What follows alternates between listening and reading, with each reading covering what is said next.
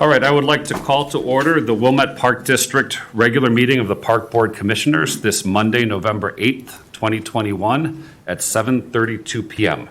Could we begin with a roll call? Commissioner Duffy. Here. Commissioner Anderson. Here. Commissioner Frazier's in the building, but not at her seat. Commissioner Kozlowskis. Here. Commissioner Clark. Here. Commissioner Goebel. Here. Commissioner Murdoch. Here. You have a quorum. All right. And again, I apologize. I think I would have delayed for another couple of minutes. Commissioner Frazier was in our other meeting, and I just missed her, but I'm sure she'll be joining us again in a second, and we'll pick up at that point. In the meantime, why don't we go ahead and get started with the consent agenda? Could I have a motion to approve the consent agenda? I move to approve the consent agenda. And second. Great.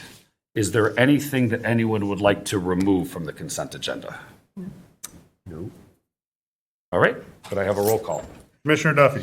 Yes. Commissioner Anderson. Yes. Commissioner Frazier. Yes. Commissioner Kozlowskis. Yes. Commissioner Clark. Yes. Commissioner Goebel. Yes. Commissioner Murdoch. Yes. And Commissioner agenda. Frazier, again, I want to apologize for starting the meeting a little bit prematurely. I apologize. Understand. I am here. Great. Next up on our agenda is the Thornwood Stormwater Designs, the village presentation. Who will be making the presentation for us this evening? I believe Darren Olson of Christopher Burke. Tag team. And Bridget. Very exciting. Village of Wilmette. Oh, coming out strong. All right, good evening, Commissioners. I know you have a long agenda, so first I want to thank you so much for carving time out of your night tonight. I'm not a baseball fan, but if I were, I'd say we're rounding third and we're heading home. Tonight, that's pretty good, right? I like it. This is a three-phase project. Two of them are done, so tonight we're seeking your approval on the plans and the easements for the third and final phase. So with that,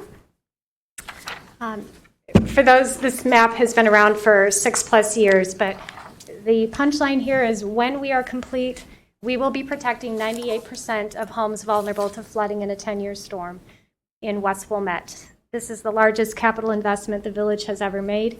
So I have to actually thank you, because if it weren't for the park board, there wouldn't be a project.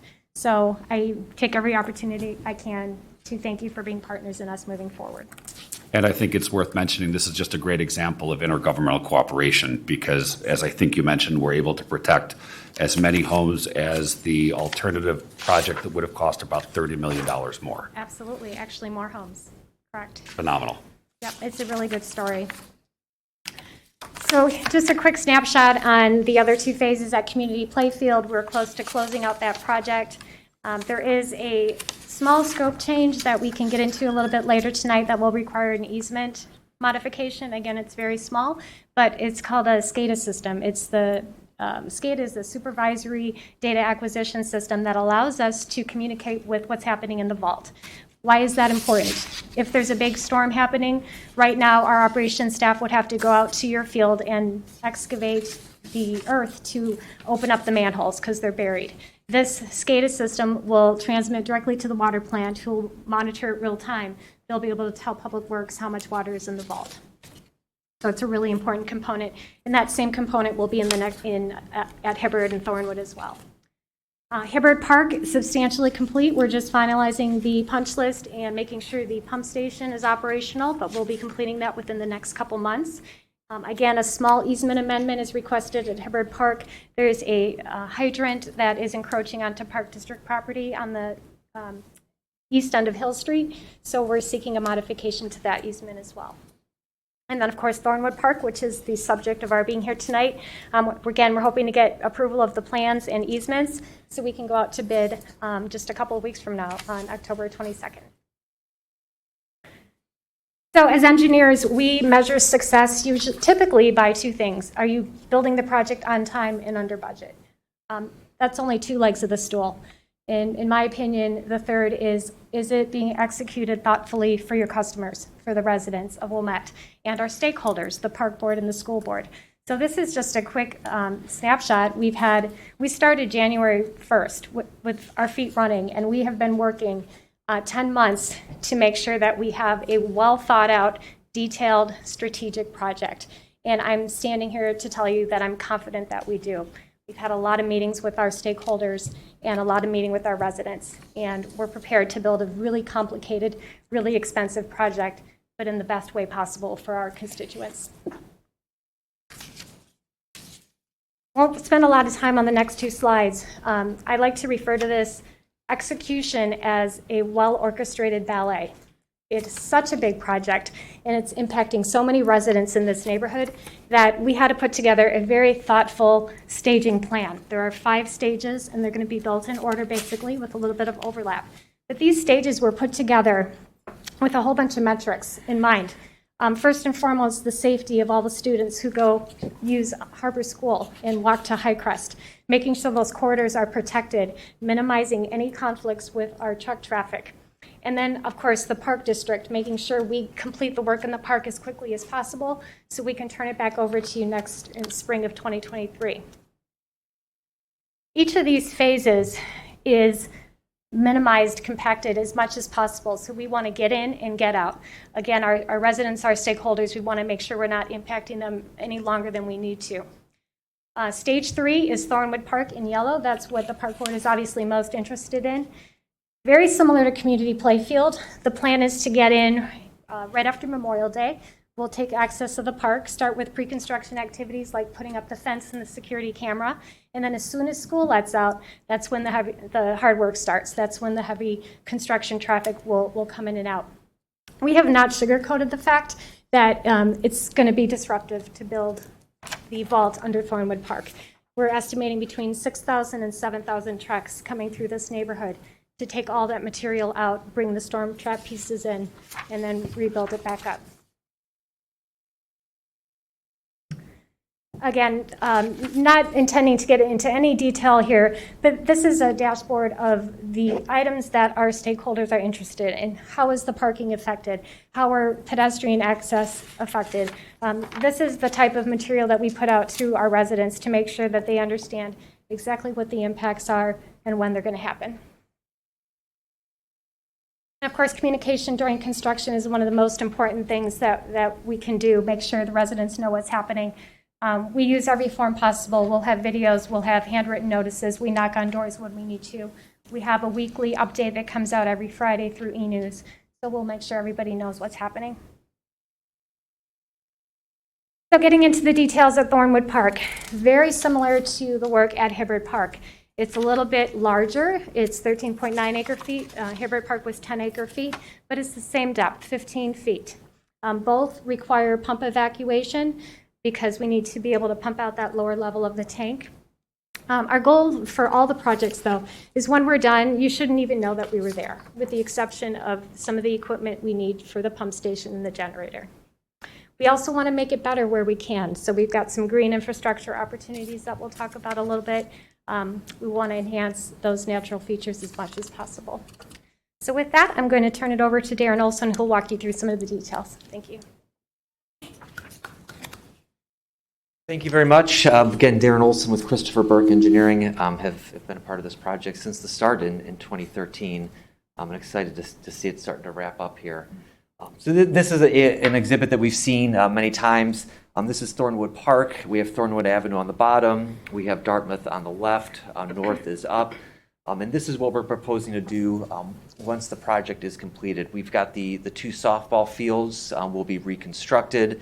We see the rectangle that's kind of offset. That is a new ice rink with some temporary lights that will replace the existing facilities that are there.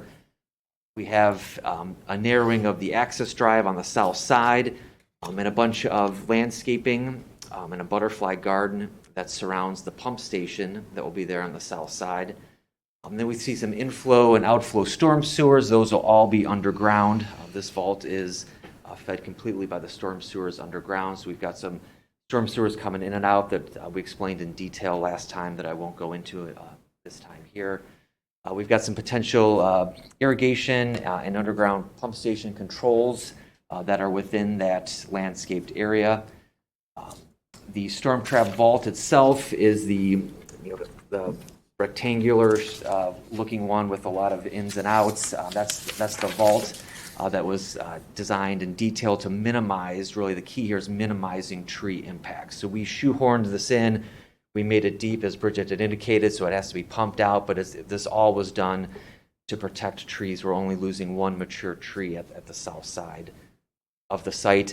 And I did highlight one new addition here since we were here last time, is a perennial garden. There's one that's out there in the outfield, and we are going to replace and enhance that perennial garden. This is a zoom in of the pump station that is just off of Thornwood Avenue. There is a lot of equipment that's shown here. What's highlighted is what's new since last time. I think we all recall we've got and I'll start up at the kind of at 1 o'clock and work my way around clockwise here. So we've got an above ground pump control panel, and everything here is going to be green that's above ground, but that's the pump control panel. We have the dimensions there. That's the same since last time. We've got a what's called a pump cable junction box, a little smaller piece of equipment that's also going to be green. That's next to it. Its dimensions have changed just slightly since we saw it last time. The larger rectangular feature is the actual pump station itself. That is all below ground. And those pumps, and they're submersible, so they're below ground. There's a concrete like drive spot almost that you'll see there that is 14 feet by 20 feet. And all the pumps are, again, hidden below ground. There's a couple hatches that'll be visible. There's also a backup generator that will be green as well. That is at the south side of the site. Moving along towards the left side, we've got a ComEd transformer. We're getting power from this for this pump station from some ComEd lines that are a little bit east of here on Thornwood Avenue. So they will directionally drill a line on the right along the sidewalk on Thornwood here. It'll come into this transformer that will essentially feed the pump station and the potential irrigation system as well. As we move our way up on the left side, we have the irrigation equipment. Those sizes are highlighted as new because we did not have the sizes during our last presentation, and we've since updated both the sizes and the location of the irrigation power distribution.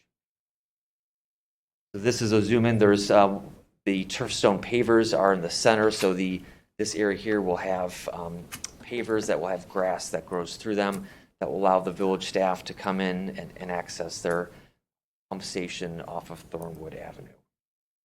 So a drawing like this makes a lot of sense to engineers, but something like this may make more sense to you all. It's landscape renderings that we've done, and you can see the different pieces of green equipment with the landscaping around it, and we also have the large concrete area where the pumps will be housed beneath that. A couple of planned details here as we wrap up. So we've worked, and it's been wonderful working with Tom McWald-Hamilton and Christy on amenities for the park here. We've worked hand in hand to really enhance the drainage out here. Is one of the main things that we wanted to do. So not only are we helping out the neighborhood, we're also going to help out the park with drainage. We've got a whole system of under drains that will allow this play fields to drain much better. We have mainline storm sewers that we see in red. So those are running really around the perimeter and along the outside, and they're going to connect actually downstream of our vault. So they won't drain into the vaults. They're going to drain into the storm sewer system downstream of there. And we have a series of structures that we see denoted in different circles. And we have some of them that are at the surface. So what you see in blue are surface drainage structures. So they are placed hand in hand with the site grading so that we get the fields are crowned and that water drains off naturally to the outside of the fields. And we've placed these drainage structures that will be at the surface. We've pushed those as far away from the play surfaces as we can. So you'll see they're way in the outfields, way behind the skating rink, back tucked behind some of the bleachers in some cases. So we've moved those out to the perimeter and pushed really the surface drainage collection system out to the perimeter. We do have a couple buried access structures that you see in yellow. Those will be buried below the grass, and we'll have the locations of those so that if the village staff ever needs to get into the vault, they can just dig up a little 2-foot circle and pull the lid off and get into the vault.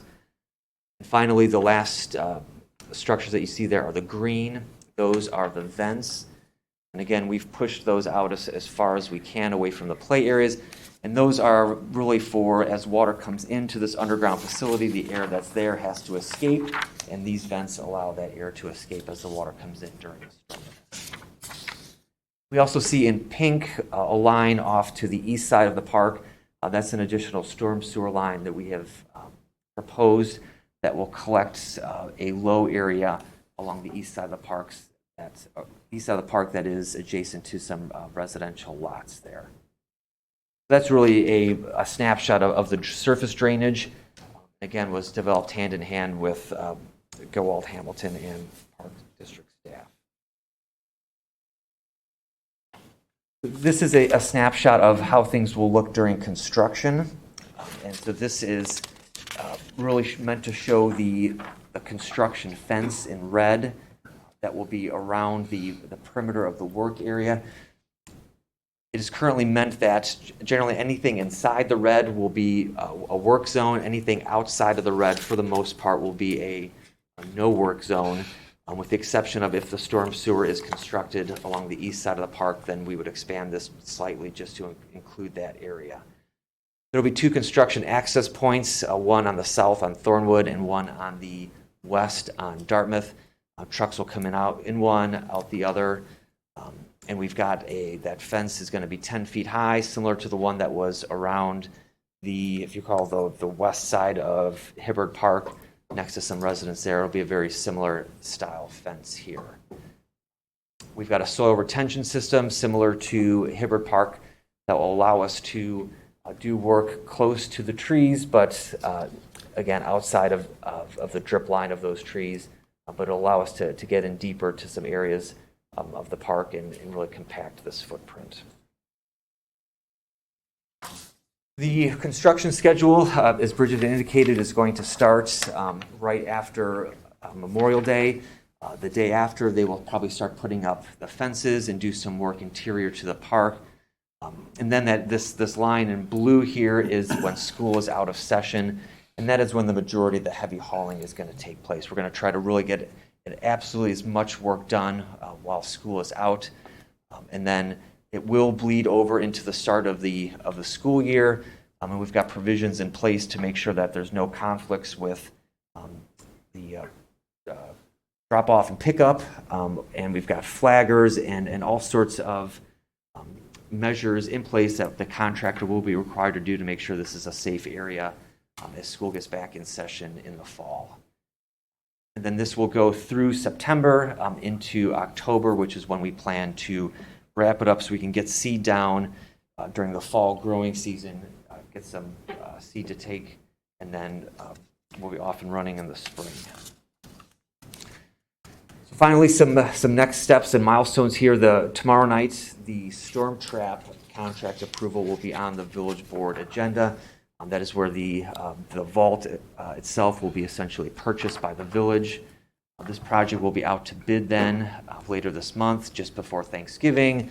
Bid opening just before the holidays, with the village board contract approval next January. We'll be back in front of you, we believe, in February, just to talk about how the bids went, specific to the irrigation and some other items that are on the Park District property. This will not be your last bite at the apple. The neighborhood part of the project will begin in March. So March 1st, some of the work will begin on the further west and also on Beechwood Avenue. Thornwood Park work will begin, like we said, the day after Memorial Day, and will wrap up in October. The goal of getting the project complete right around this time or shortly after this time next year.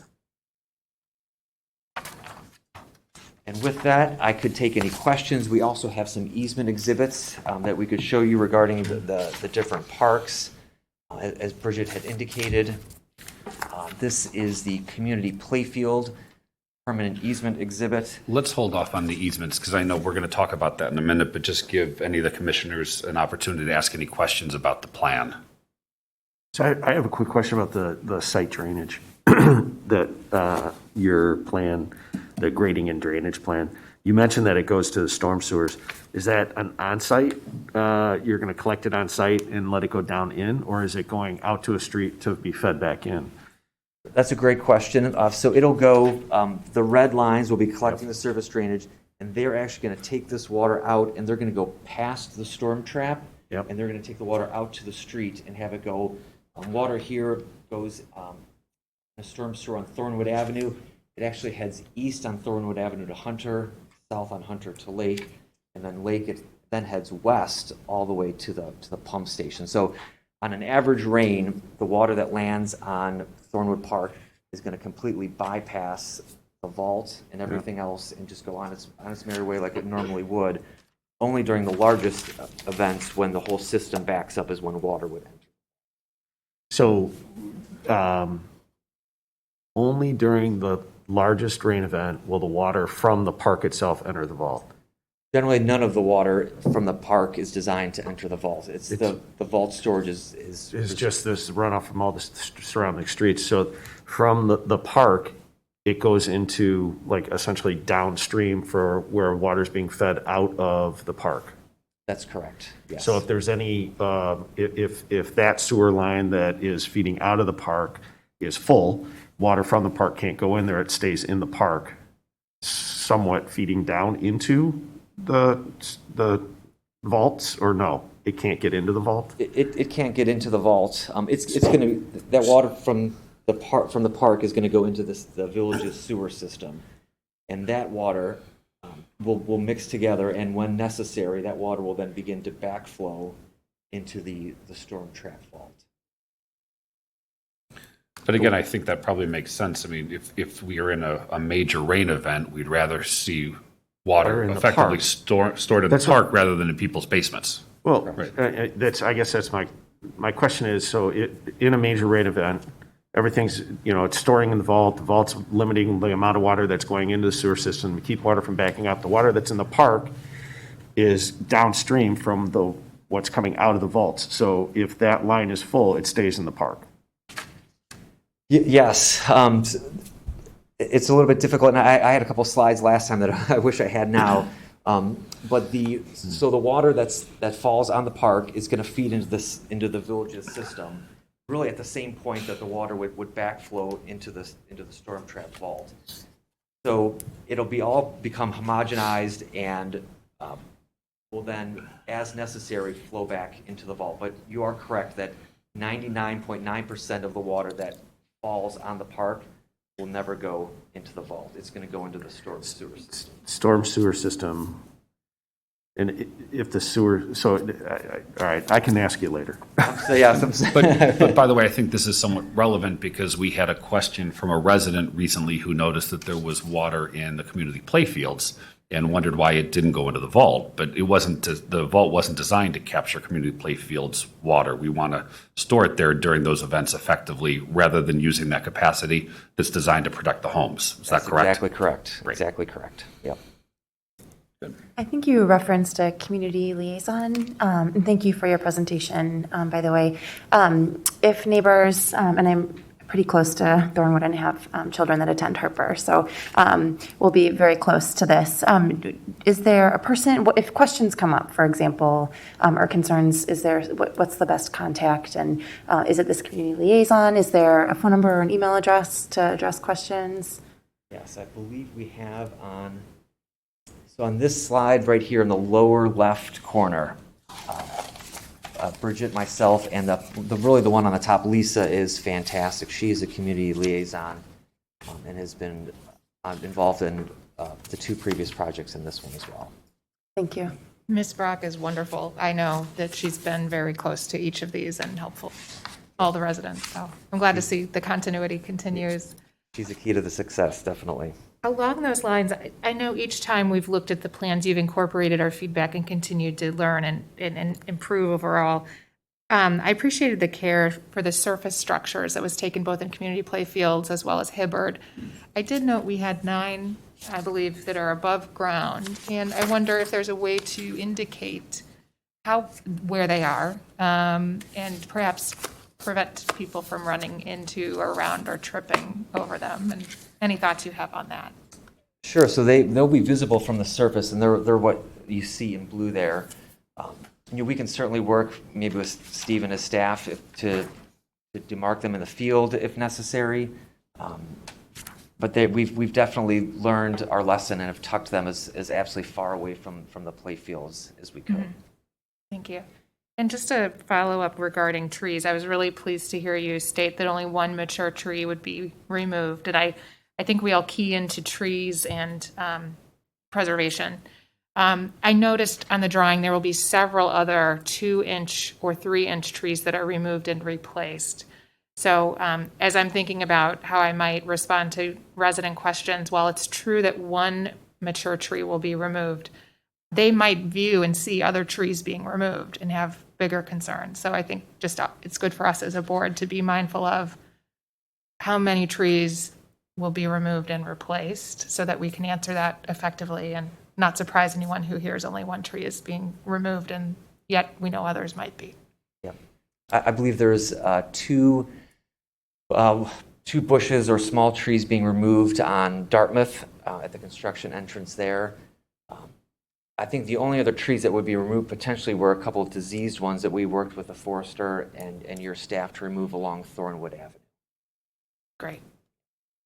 And if I could just add to the tree comment, I was on Kenilworth Avenue for some of the construction and had a tree removed, and it was a mature tree, and I think it had to be moved because of the sewer. But understanding sort of the cost that would go into either keeping the tree and rerouting that sewer really helped sort of understand and appreciate that difficult decision to take down a healthy, mature tree. So if there's any information like that, that would help us as well, as we hear from a lot of residents about the space and the green and just the replacement.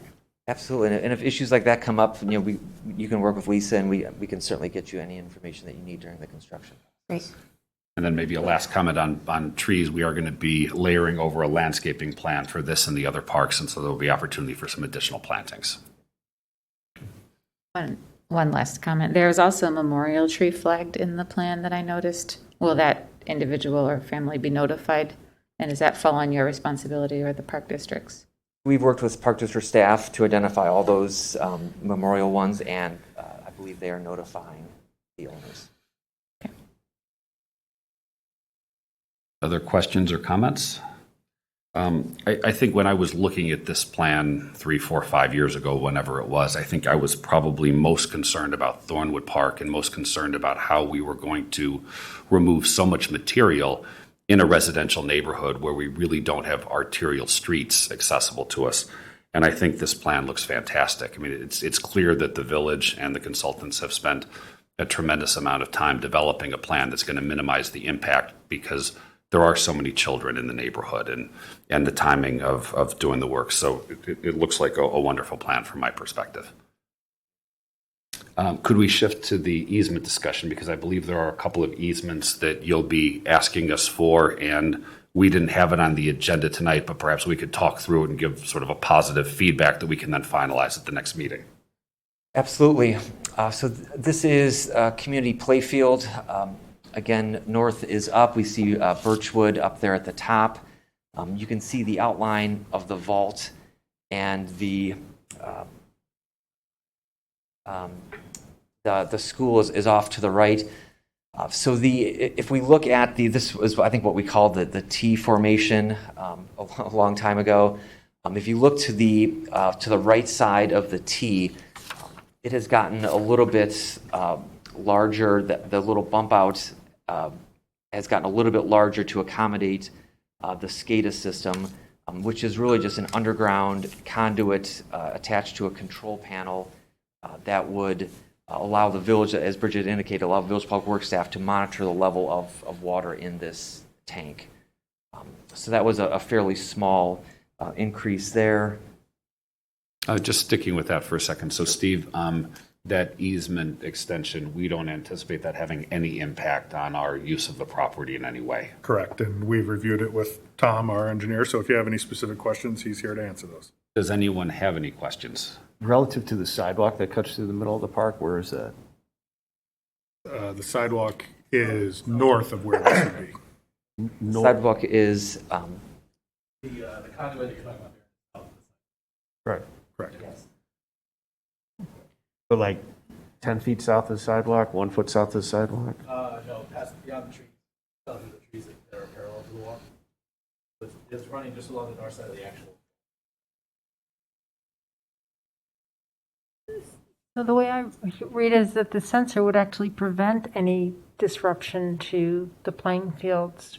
Is that correct? Because we don't have to do any actual manual lift up and look, and so it's Yeah, it's it the actually, benefits, yeah. that was my question to Tom, was Yeah. why would we want to approve this, change in easement? And it really was, it will, not fully eliminate, but reduce the likelihood that a covered buried manhole would have to be excavated to get access, because this system will be providing the data that they otherwise would have to collect manually somehow, some Okay. way. Thank you.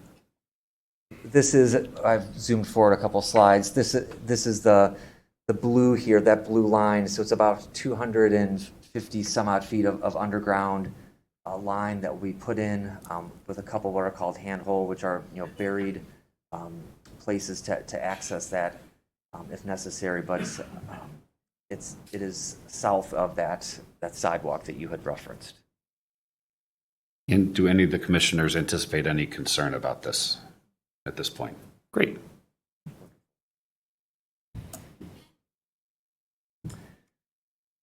So Hibbard Park, this is north is to the right. This is the you see Glenview Road to the left there. The darker gray is the footprint of the vault and this one of the storm sewers that's feeding it along Skokie, which is the southern or the bottom of the exhibit. Right along the as water's entering off of Hill Street, we can see the outline of the pump station. And there's a little, I wonder if, I'm not sure if this. It doesn't show on TV, Doesn't so show. it'll show up here, though. Okay, let me see if I can, just gonna take some, There you right go. there. That is the area where the fire hydrant had to be placed for the water system that was going, the new water line that was going in on Hill Street. And so we've got a small easement that was outside of the easement that was originally planned, so it's a small easement just to make sure that that fire hydrant is located within something that allowed the village to access that. And there's actually a photo of that fire hydrant in one of the slides that we can see here real quick.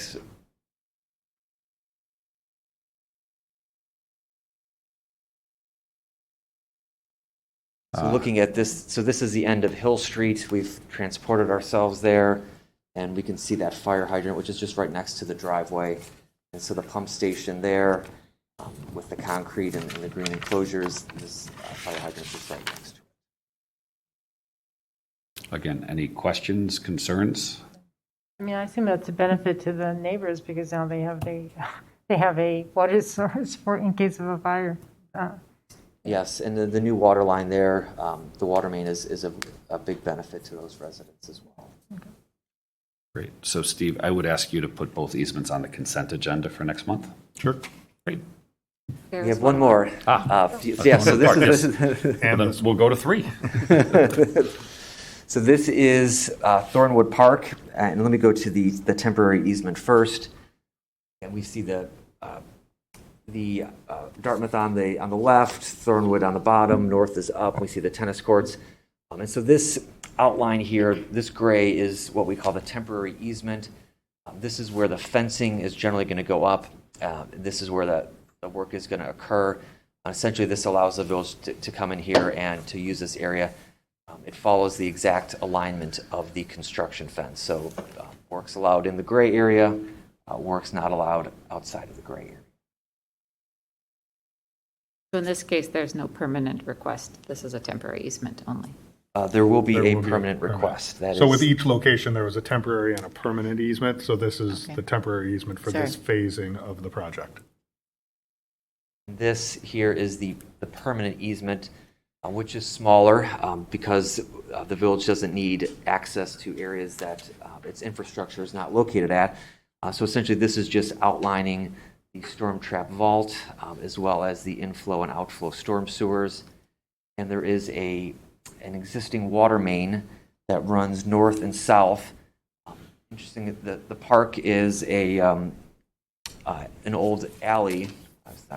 The park's is an old alleyway running through it, and there is utilities here, and so we're relocating a water main, and so we're just going to move that water main easement around the side of the vault as well as that water main. So you're not asking for an easement for the additional drain line that runs behind those houses that are on Grant Street? Because that becomes ours then? Correct. That would be, as well you see here, many of the storm sewers that are within the park here would be yours. The vault, the pump station, the inflow and outflow storm sewers would be the villages, and they would have the easement over there. Okay. And so at what point, how will the playgrounds then and tennis courts, it looks like they're outside of all of the work. Will they be affected at any point or closed off or affected by construction? They'll remain open and unaffected? That's correct. Okay.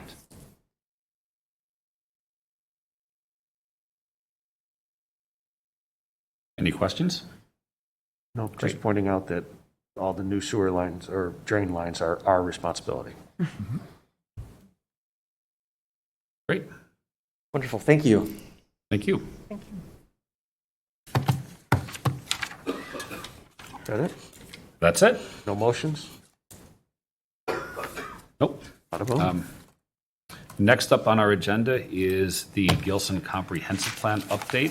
Thank you guys very much. Yes. Thank you. Thank you Thank very you. much. And again, as I said, I think this has been a phenomenal project from start to finish. So thank you so much. Thank you. Next up on our agenda is the Gillson Comprehensive Plan update. Scott, Andy.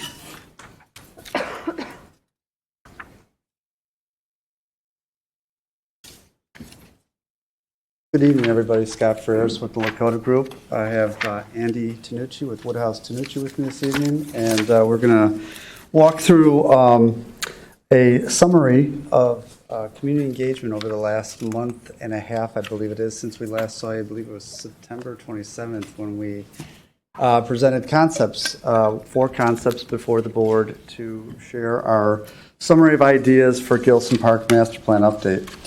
I will... Steve, if we could jump to the first thing, let's jump to the second one.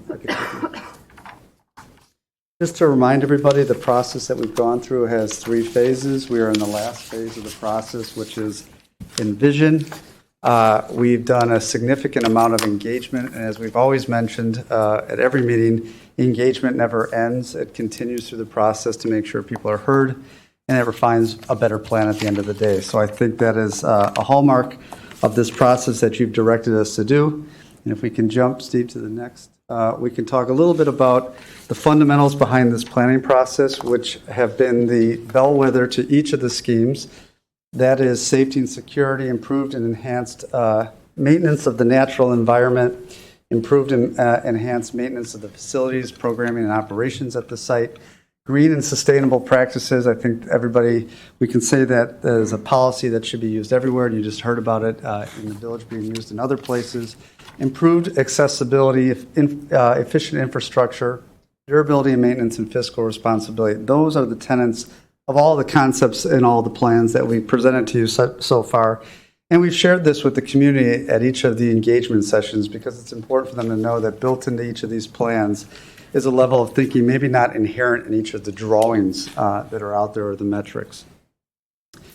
We broke it down into several themes of this master plan. It helps us organize the thoughts and the comments from the community as we move forward. That's important tonight because we had a host of comments that we provided all of you, and while I'm not going to go into them, I think you all have and posted every comment, every sticky note that was put on all of the conversations that we had on all the boards at each of the open house sessions. And Steve, if you can jump to the next one. We've had a host of both from the beginning of time, virtual open houses, all the way to the more present day open houses and community event we had out at the Playfields. I believe it was October 23rd. I can't even remember the dates right now. So if we can jump to that. Again, the most recent of which, the last 3 open houses presented the plan concepts, the fundamental principles behind the plan, and we're focused on getting community input to those ideas inherent in each of the plans, which focused primarily around open space, access and serviceability, safety, and preservation enhancement of the open space environment that's out there today. Those were the core tenets of the plan. You see through the community engagement process that we've tried to reach out to as many folks as we can in the community on both ends of all spectrums of demographics. Our most recent efforts on the 23rd of October, 28th and 3rd, 20th of October and 3rd of November were 2 open houses. The first of which was in Mellencrot, the second which was at your recreation center. Better attendance at the second one, later on the first one, but together as a group we had about 70 folks that attended. That represents the conversations in this handout and the summary which we're going to present to you shortly. We can jump, Steve, to the next. We tried to break down all of the topics that were inherent in the conversations, of which there were a lot. There were commonalities between a lot of the dialogues, but we broke them down again back into those themes, the park context, the infrastructure, the landscape, and open space, to be more clear about what we were hearing from people. And some of these things are elaborated a little bit further in here. But what we did was we also broke down the conversations relevant to each of the park designs. And I'm going to have Andy talk about those in just a second because they're more specific to each of the directions that we got. That's where the interaction from people occurred, was in front of those designs, at those boards, with us facilitating that conversation. We made a concerted effort at each of our open houses to make sure we spent time with people. Personally, our team had 4 of our representatives, we had staff representatives, and we made sure that we walked through each of the stations with people. It wasn't like a go look at it and tell us your thought. We wanted to make sure people were heard, and it's documented in our notes and conversation. The general summary, park context, I want to point this out that people did have a clear understanding of the fundamental principles.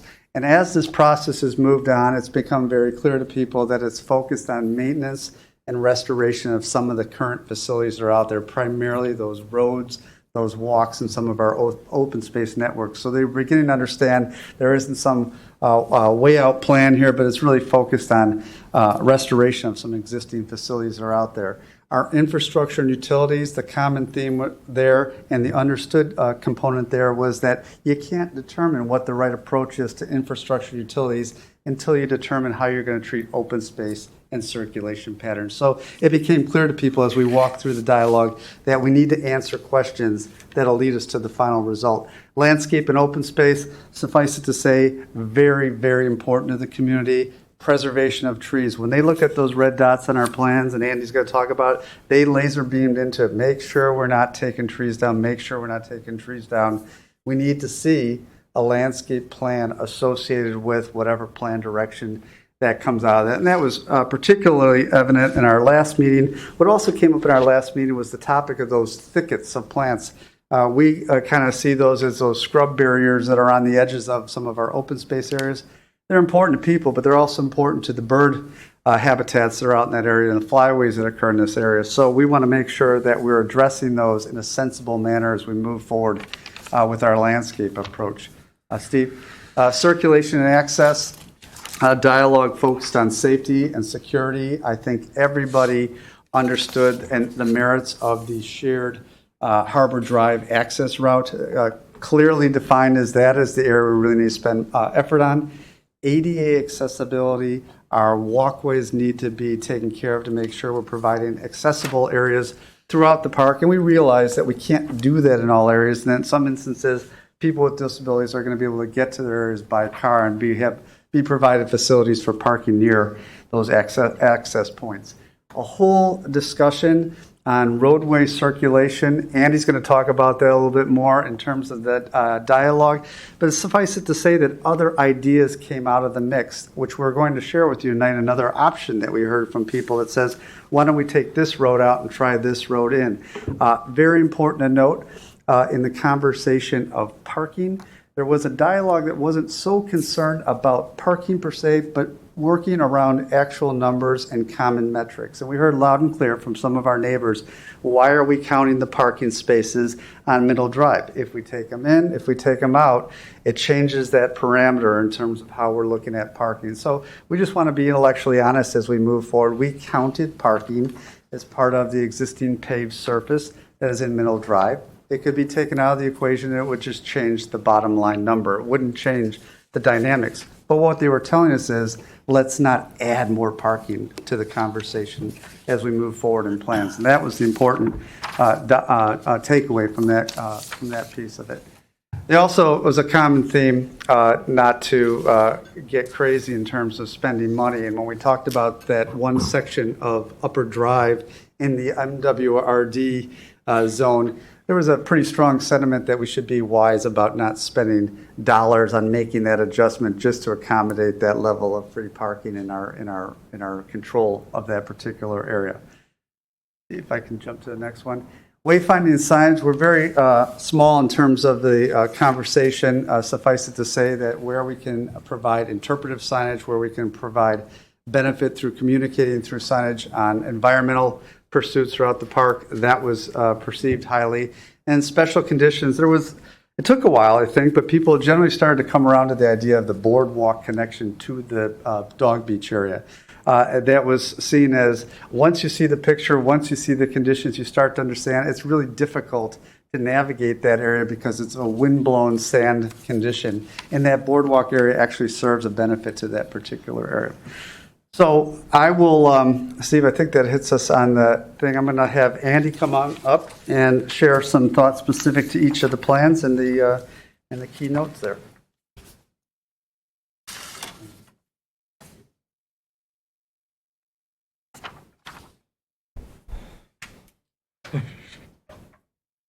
There's now a sign here that says, please don't touch the microphones.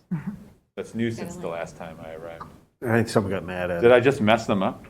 Yeah, we can't hear you. Just lean in, though. Just thinking. We're kidding. Feel free to touch them. You can touch them. This part is meant to be. It's Right. like, don't Just touch not them, the- touch not the them, don't touch top them, part. touch them. All right, sorry. Thank you, good evening. Andy Tanucci, principal at Woodhouse Tanucci Architects. Great to be back to talk about this. The majority of what I'm going to talk about are plans and details that you've already heard and seen before. I just wanted to walk back through, and I'll do so quickly, the highlights of each plan. So in this first plan, it's really the simplest of the plans, the one that leaves the majority of the park, this beautiful park, as it currently is. The highlight is along Harbor Drive, where we add a sidewalk, a bike lane and a sidewalk, and this is really for safety. And you've heard me tell the story before of me driving my quiet electric car down the majority, maybe like 200 yards of Harbor Drive, behind like 6 or 8 of your constituents as they enjoyed the park, and I enjoyed watching them walk in your park. But we know that safety is really fundamental here to this, and this is one thing that we feel like it's part of every plan, and we can't do this project really without improving this aspect of the park. There's some added bike parking in the park at some of the key nodes you'll see with keynote B. The boardwalk, as Scott mentioned, is really about preserving and maintaining access to the aquatics beach and to the dog beach, where the sand, this beautiful sand that blows on Gillson, covers that drive and makes it hard to know that you can get back there. Also, we have a circulation issue, a vehicular circulation issue between the parking lot of the beach house and the southern side of the park, where that one drive allows cars to pass by when they shouldn't. So the idea that we could use removable bollards and really keep circulation on the south side of the park, and circulation at the beach house, and only move those bollards when staff needs to, or when a certain event suggests that there's going to be just a ton of traffic in the park. And then lastly, on this first and most basic of the plans, is attention to some additional stormwater management. We know that there are some very low areas in the park, And no matter how much we attend to the stormwater system, there's just going to be some low areas.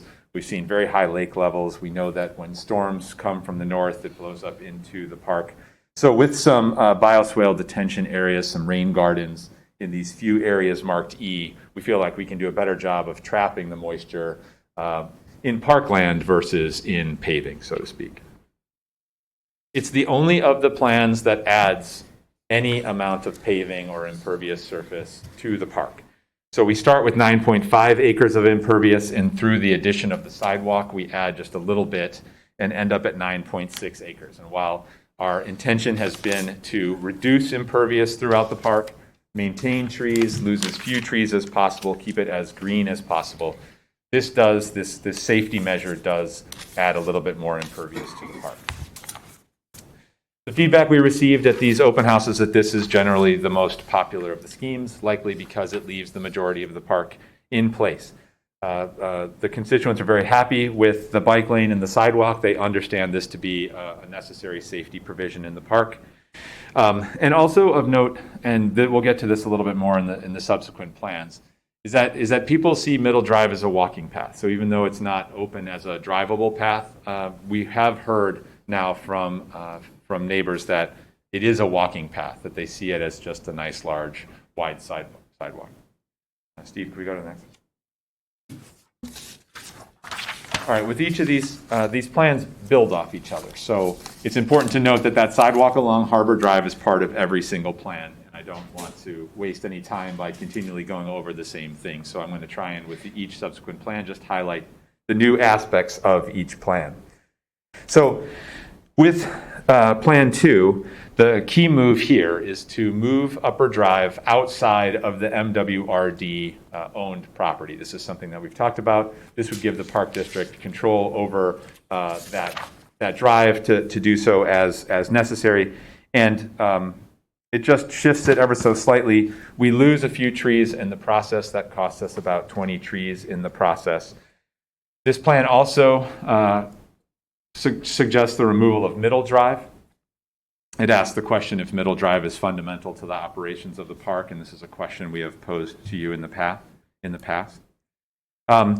We also acknowledge that ADA accessibility in the park is a key consideration, and not all of the existing sidewalks in the park are ADA accessible, so we'd also like to offer the potential that we could begin to replace existing sidewalks with new paths that are accessible so that more people can enjoy more parts of the park. I think accessibility is a key concern for you and your constituents, and something that we should be thinking about in the park through time.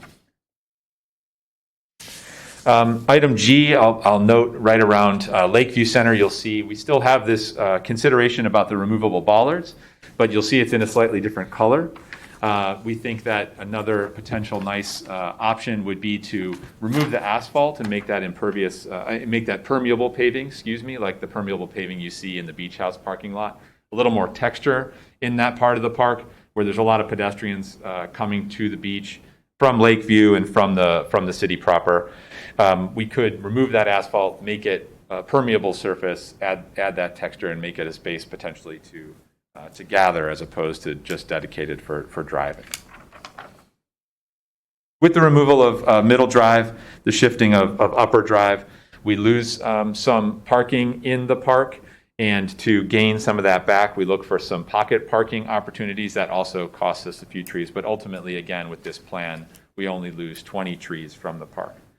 I'll then just point to the comparison chart down at the bottom. You'll note that the 9.5 acres of impervious reduces to 9.3 acres, so we actually start to gain back green space.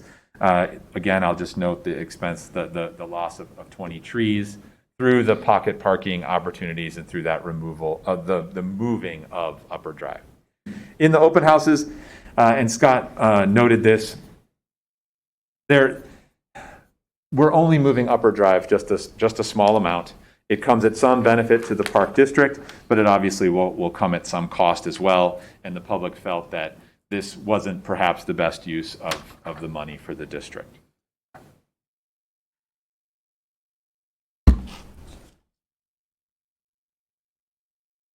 Okay, continuing along the the trajectory of more green, more open space.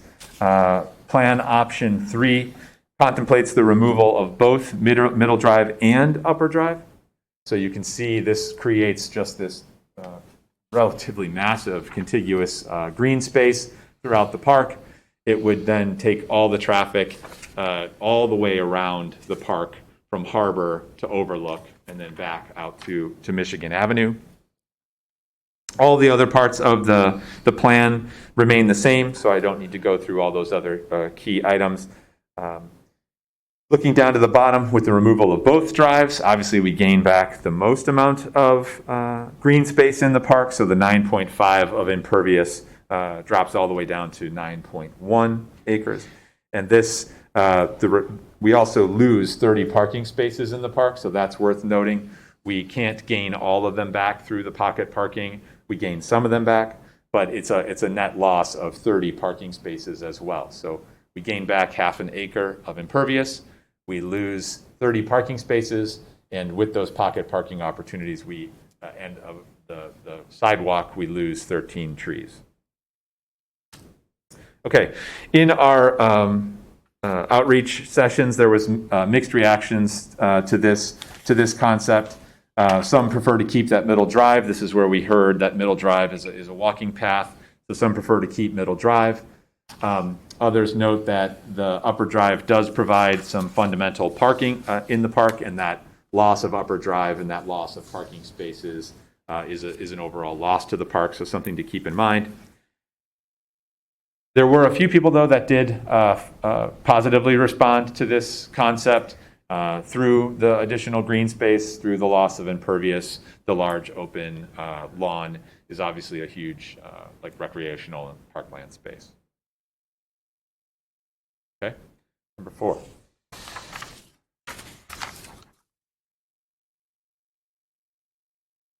So if number 1 is the simplest, number 4 is perhaps the most complex. It can be described fairly simply, though it's a fairly dramatic change to the park. This starts with a new entry to the park off of Michigan and Sheridan, pushing it slightly further north along Michigan to get that turn to be not so dramatic off Sheridan and into the park. There's a dedicated drop-off then to the yacht club. And then traffic would come around Harbor Drive, along Overlook Drive, and then back along Upper Drive, but in an opposite flow. So it's really like a one-way flow around the park, and we would lose the exit onto Michigan Avenue in the middle of the park, just west of the Lakeview Center. This would have the, is that clear? Like a one-way flow from a new entry all the way around. This would open up the middle of the park, so we would have a much more pedestrian-focused entry into the park, in the middle of the park, just west of Lakeview Center.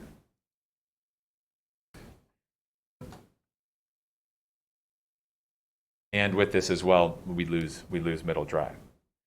Okay, so with some of the reconfiguration of the entry, then despite the loss of a lot of drives, we still have a net loss of impervious. So 9.5 acres drops to 9.2 acres. So still an additional amount of green space in the park. All this reworking of the roads and the entries costs us 25 trees. But through the pocket parking opportunities, we only end up losing 13 parking spaces. So it's a fairly similar parking total.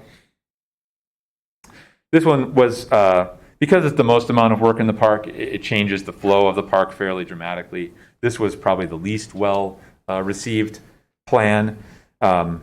There's some concern that it's dangerous to, not only is it dangerous to just direct all the vehicular traffic all the way through the park, not giving people the opportunity to bypass Overlook through Upper Drive. There was some concern that it's dangerous to have all this traffic, both inbound and outbound traffic, right there on Michigan at Sheridan. We heard that the moving of the entry would not solve the traffic issues. Folks didn't quite understand the benefit of losing that exit onto Michigan Avenue.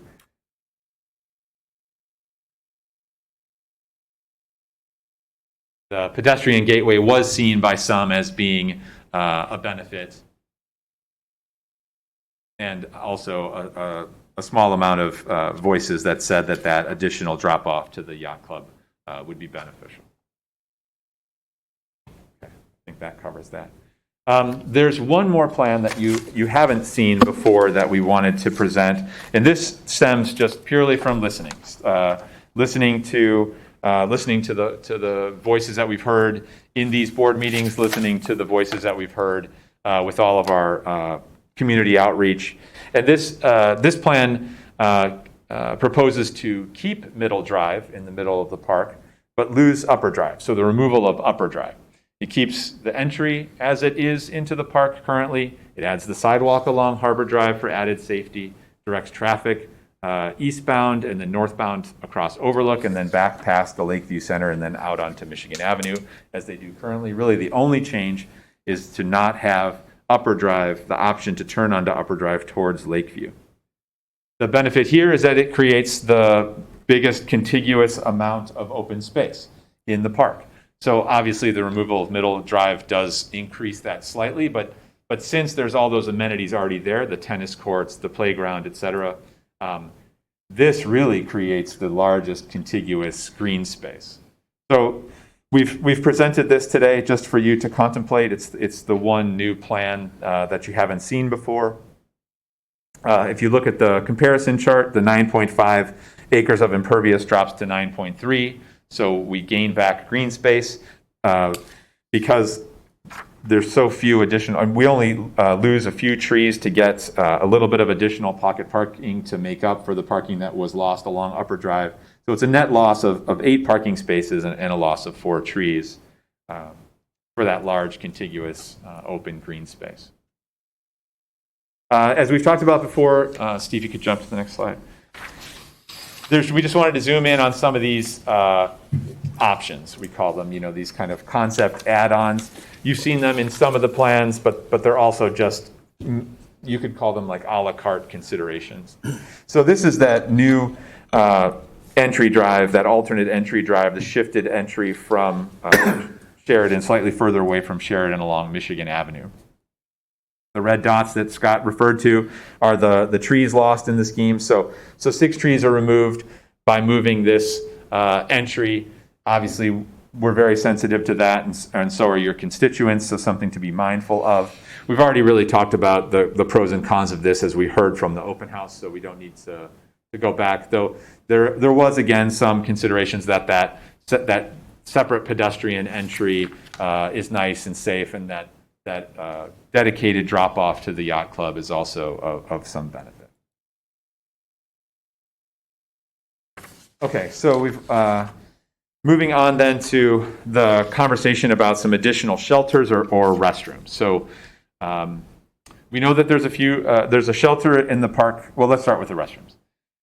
The idea that there could be another restroom facility further south in the park has been presented multiple times over the course of our conversations with you, and it just remains on the table for the board to consider. Many people think that Lakeview isn't that far away, and there's plenty of restrooms in Lakeview, and it's not that far to walk. Other people, families, often say, oh, it would sure be nice to have a restroom closer to the playground.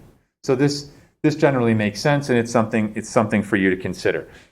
There aren't the utilities in the park that direction for a restroom, so it is a large cost item. Also something that you should be mindful of. So if we take away the plumbing considerations, the pumping of waste effluent away from a bathroom, we're left with a conversation about shelter. Would it be nice to have additional shelter to get out of the rain, seek shelter from lightning, seek shelter from the sun? And we hear the same kind of comments. There's enough structures in the park where we can seek shelter. There's shade in the park where we can find shade. Or we hear, oh, it would be nice for additional programming or for parties or for gatherings to have a few more places in the park for there to be shelter. This is something that we've heard mixed reactions on along the way.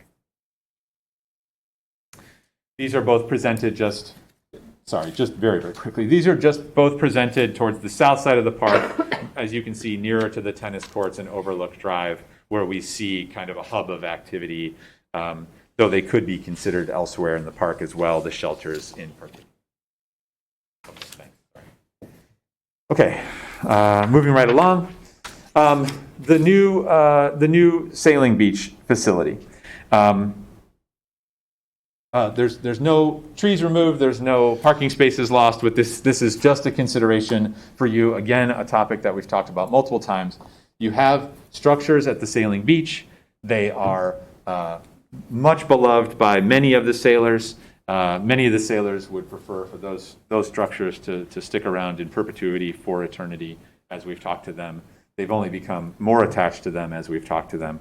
Though over time, there will be the need to maintain those structures, potentially replace those structures, as even as we've talked, the water plant does work on the water lines. So in the future, this is something that the board may need to consider, the replacement of this structure. Though again, just to be extremely clear, most people that we've talked to are not in favor of this.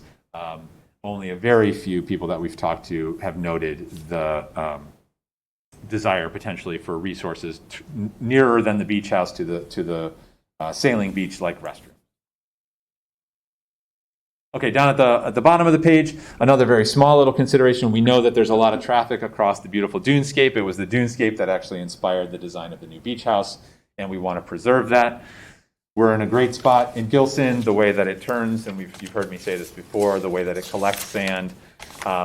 And with the traffic that tramples across the dunes, it's a delicate ecosystem that is fragile.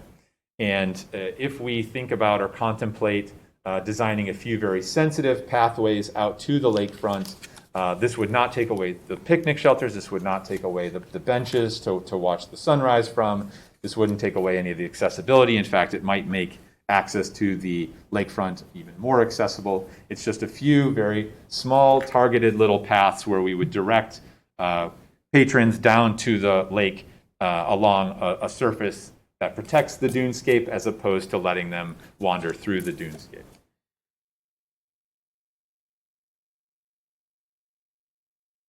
I think initially there was some concern over this additional construction in the park. I think as we've discussed with the patrons exactly what this is and how low impact it is, they understand the delicate nature of the ecosystem, the dunescape, and find this to be a mostly positive benefit. It certainly isn't fundamental or necessary to the plan, but an interesting idea to contemplate.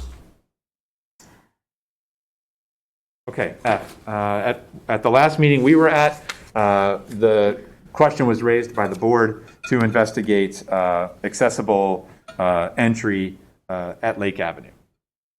This was something that we talked about and looked at several years ago when we were working on the beach house. It's a challenging project to gain that accessibility. There's just that 20-foot drop in a short distance.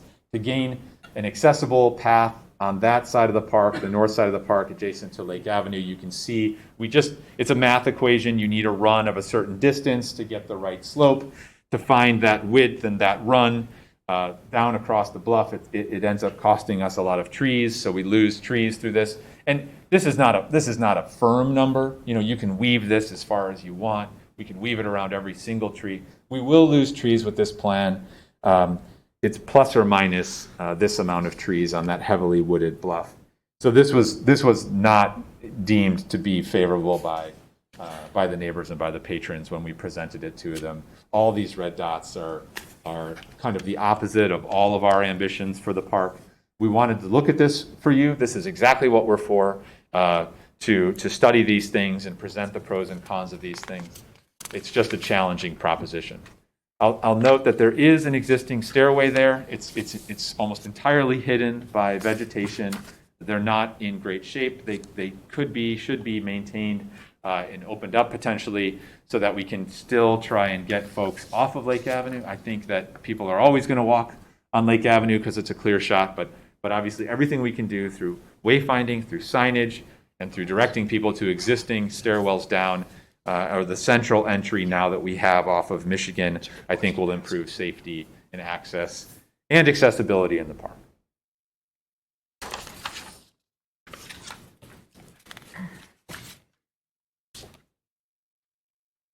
Okay, infrastructure. As Scott mentioned, we've talked about all these things before. We're super happy to answer questions. I don't know that I need to go through all of these things, but just the highlights. The plan anticipates the resurfacing and repaving of the asphalt drives, repairing of the curbs. Obviously, where the storm sewers are crushed, we need to find that. We need to scope those, find the broken storm sewers, and replace those so that we can give the water the best chance of getting back to the lake. Until we know exactly which roads are staying and which roads are going and being reconfigured, we can't say exactly how that shakes out, but we can tell you the plan for doing so. The bioswale detention areas will help with the stormwater.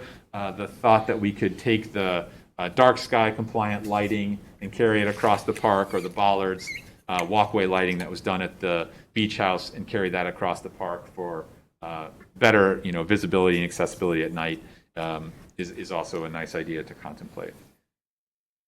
And then lastly, the landscape plan. We have gone through the park extensively. We've noted with each of the master plan options the potential loss of trees. All of those trees would be anticipated to come back as part of this plan. We've gone through, we've noted which of the trees that are unhealthy, that we would recommend removal. We've noted the trees which should be pruned.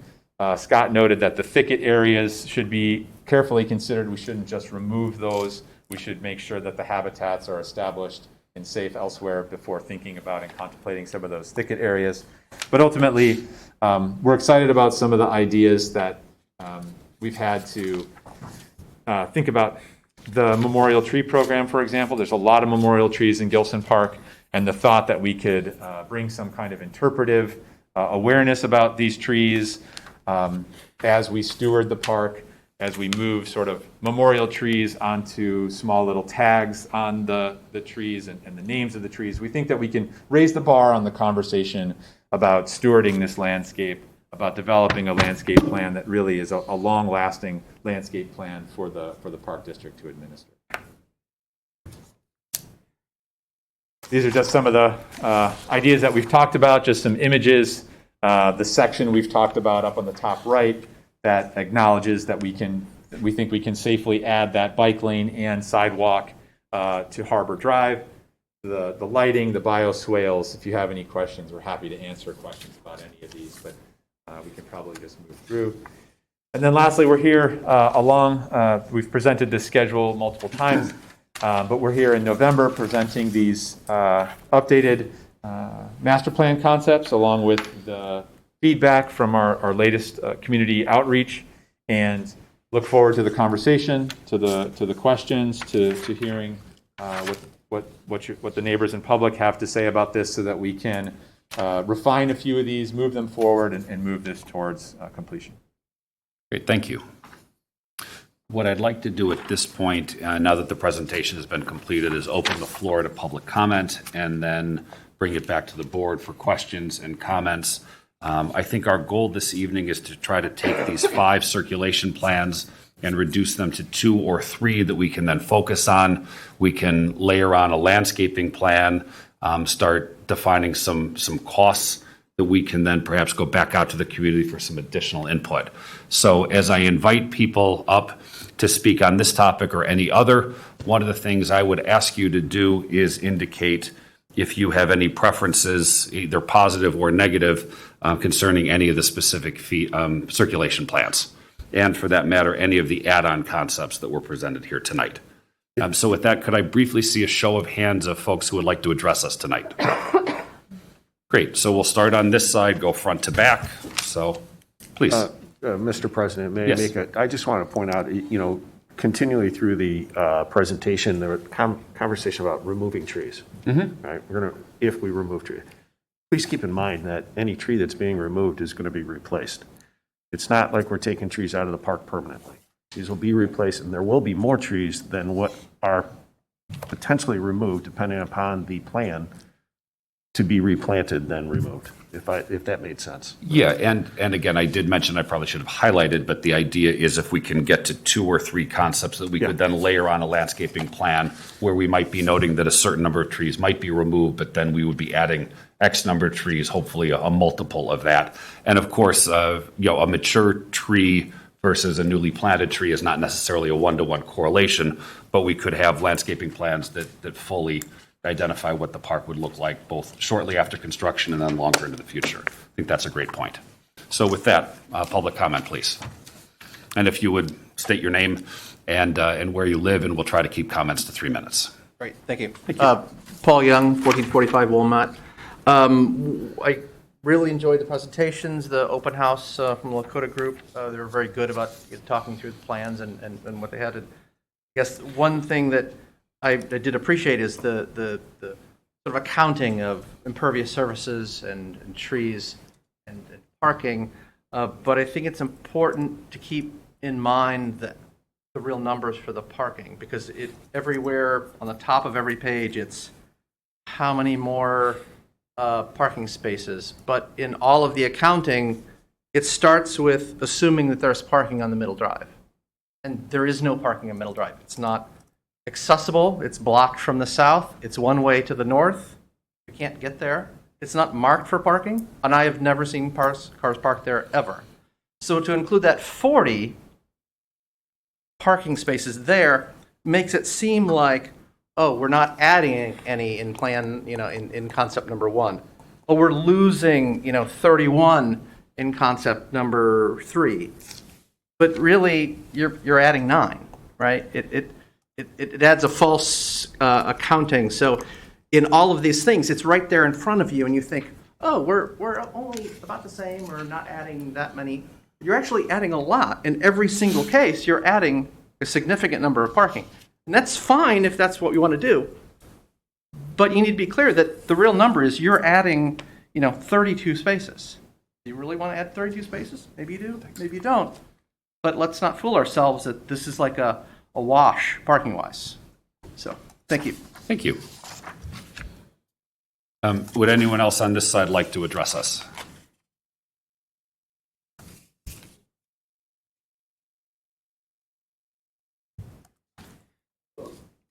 Tanya Chevalier, 789 Michigan Avenue. Couple of points. One, there's never going to be enough parking in the park. If you want safety and security, which is your primary goal here, it's to take parking out of the park. That's the best way to keep it safe and secure. Secondly, I just wanted to go over, I looked back at some of the board minutes from the last 2 years, and I just wanted to reiterate what previous board members have said regarding this park, and that seemed to be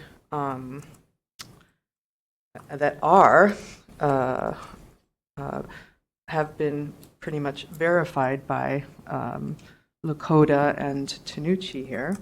So in the beginning, when your committees began discussing whether or not the proposals to others, I think there were like 10 groups or something like that, you realized that you possibly overshot the intended project. That was in October of 2019. Similarly, in October of 2019, after that explanation, Commissioner Abbott had said that the board feels the Lakefront Committee should limit discussions with potential comprehensive planners to the Phase 2 projects of roads, storm sewers, sidewalks, and landscaping. Commissioner Anderson expressed his interest in repair and maintenance. Commissioner Clark noted interest in possible landscape improvements. Commissioner Wolf referenced prior survey, noting that many areas were identified by the community at that time and suggested fixing what needs to be fixed with a plan for the future that follows what the community wants. Commissioner Goebel suggested Gillson as a kickoff for a master plan for the entire park district. Commissioner Murdoch, interest long-term comprehensive plan for all of Gillson. And following that discussion in October of 2019, the board concurred that short-term infrastructure and maintenance needs should be addressed, as well as landscape improvements. So just very, very basic things, right? I know I'm coming up on the time. Then there was a kickoff with Lakota in August of 2020, and they wanted to conclude all of that by March 2021. Now we're in November of 2021. And then and that was in July of 2020. In December of 2020, again, Commissioner Goebel encouraged the team and board to explore restrooms at the south end of the park already then. But Schisler commented on the importance of identifying, locating, and removing invasive plant material. Commissioner Murdoch restated his opinion that's not logical for the Wallace Bowl and Lakeview Center to be excluded from this master plan. Commissioner Schisler expressed his agreement with Commissioner Murdoch about the Wallace Bowl and Lakeview Center. Abbott said that the master plan might consider the Wallace Bowl and Lakeview Center. And Commissioner Clark stated the priority of the master plan update should be circulation and infrastructure. Thank you, Tanya. Yeah. So, and then finally, sorry, I'm almost done. So Commissioner Anderson reminded the board of the original focus of the plan, which was to address what was most important and to keep costs low. He added that the Lakeview Center and Wallace Bowl are good conversations to have, but not at this time. Commissioner Wolf concurred, and she said, focus on roads, sewers, focus on pedestrian bike path. She mentioned her interest in creating a landscape plan. So Great. just Thank all you, of this Tanya. to say that we're what you have said, what the commissioners previously have said, and some of you already, concurs very much with what the residents have been expressing.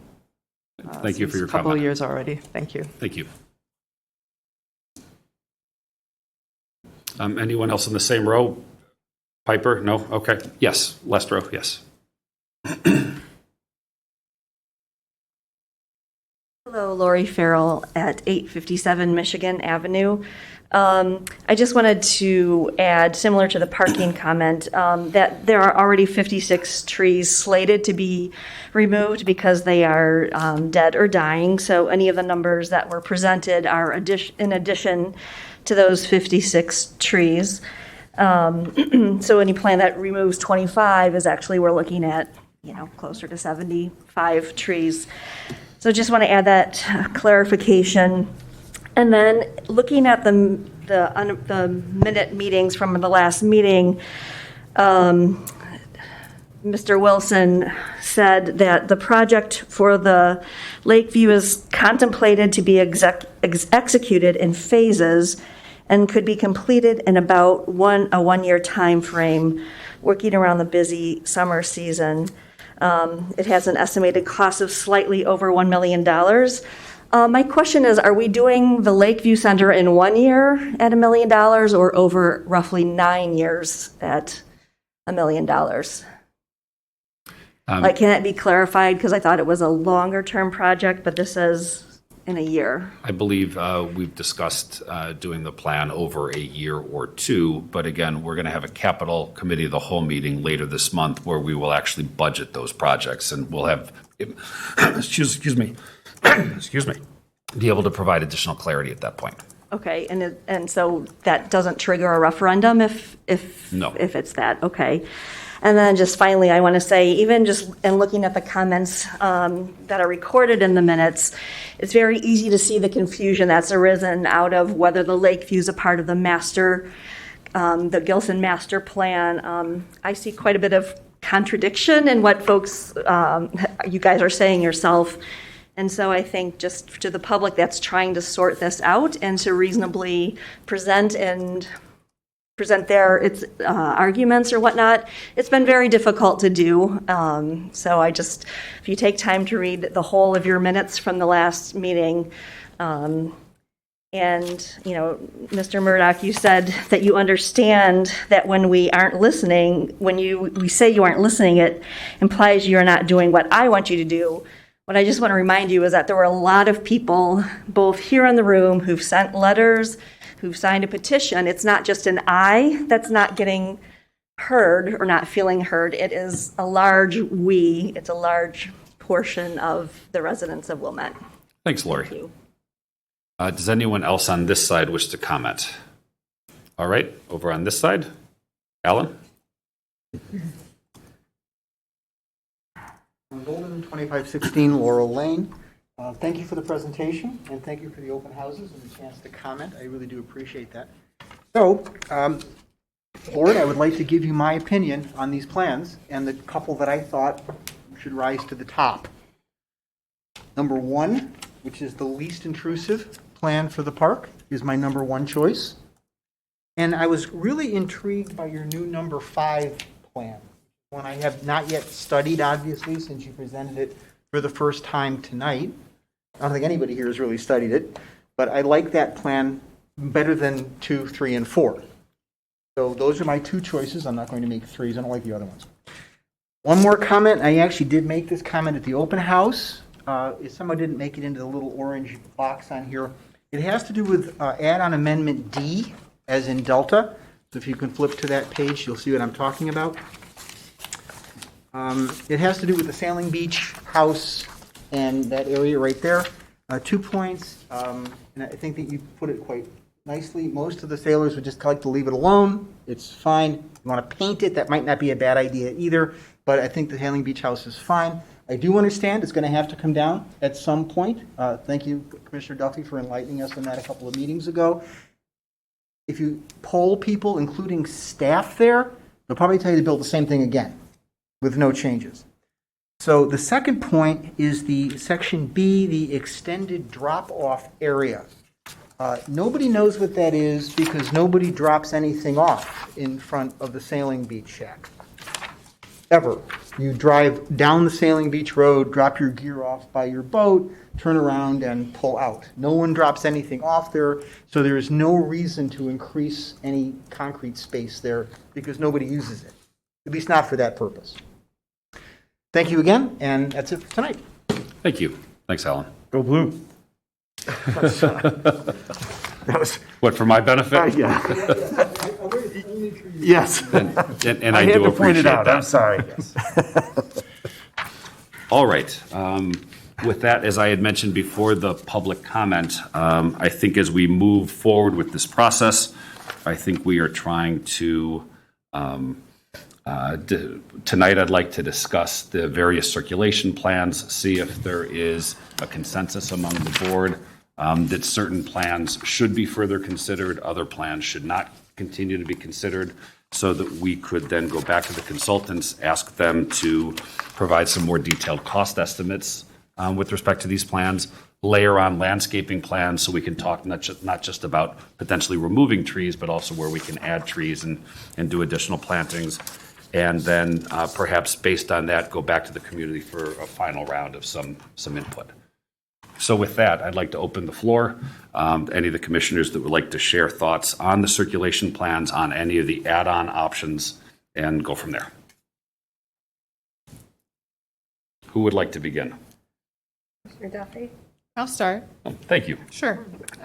So first of all, I think the common thread throughout all of these is that Harbor Drive would have a sidewalk and a new bike lane. I think that is mandatory in any case because of the number of experiences we've all had, including very quiet electric cars. Secondly, I believe I noted in some of the community comments that there might be an opportunity to work with the Coast Guard to perhaps use some of the space adjacent to them with it moving from an annual to a seasonal facility. You know, perhaps we can pick up a few feet. But broadly speaking, I found that I liked one for a couple of reasons. One is I like the notion of having some of the elements that are here and building upon that. I think the removal of Middle Drive seems to make most sense to me. I've for a long time considered that either middle or upper would need to go away. So any of the options that remove middle seem interesting. I do like the reduced pocket parking of 3. So we're moving into an a la carte kind of situation. Perhaps we could probably eliminate, if not eliminate plans altogether, think about themes that are uninteresting to us.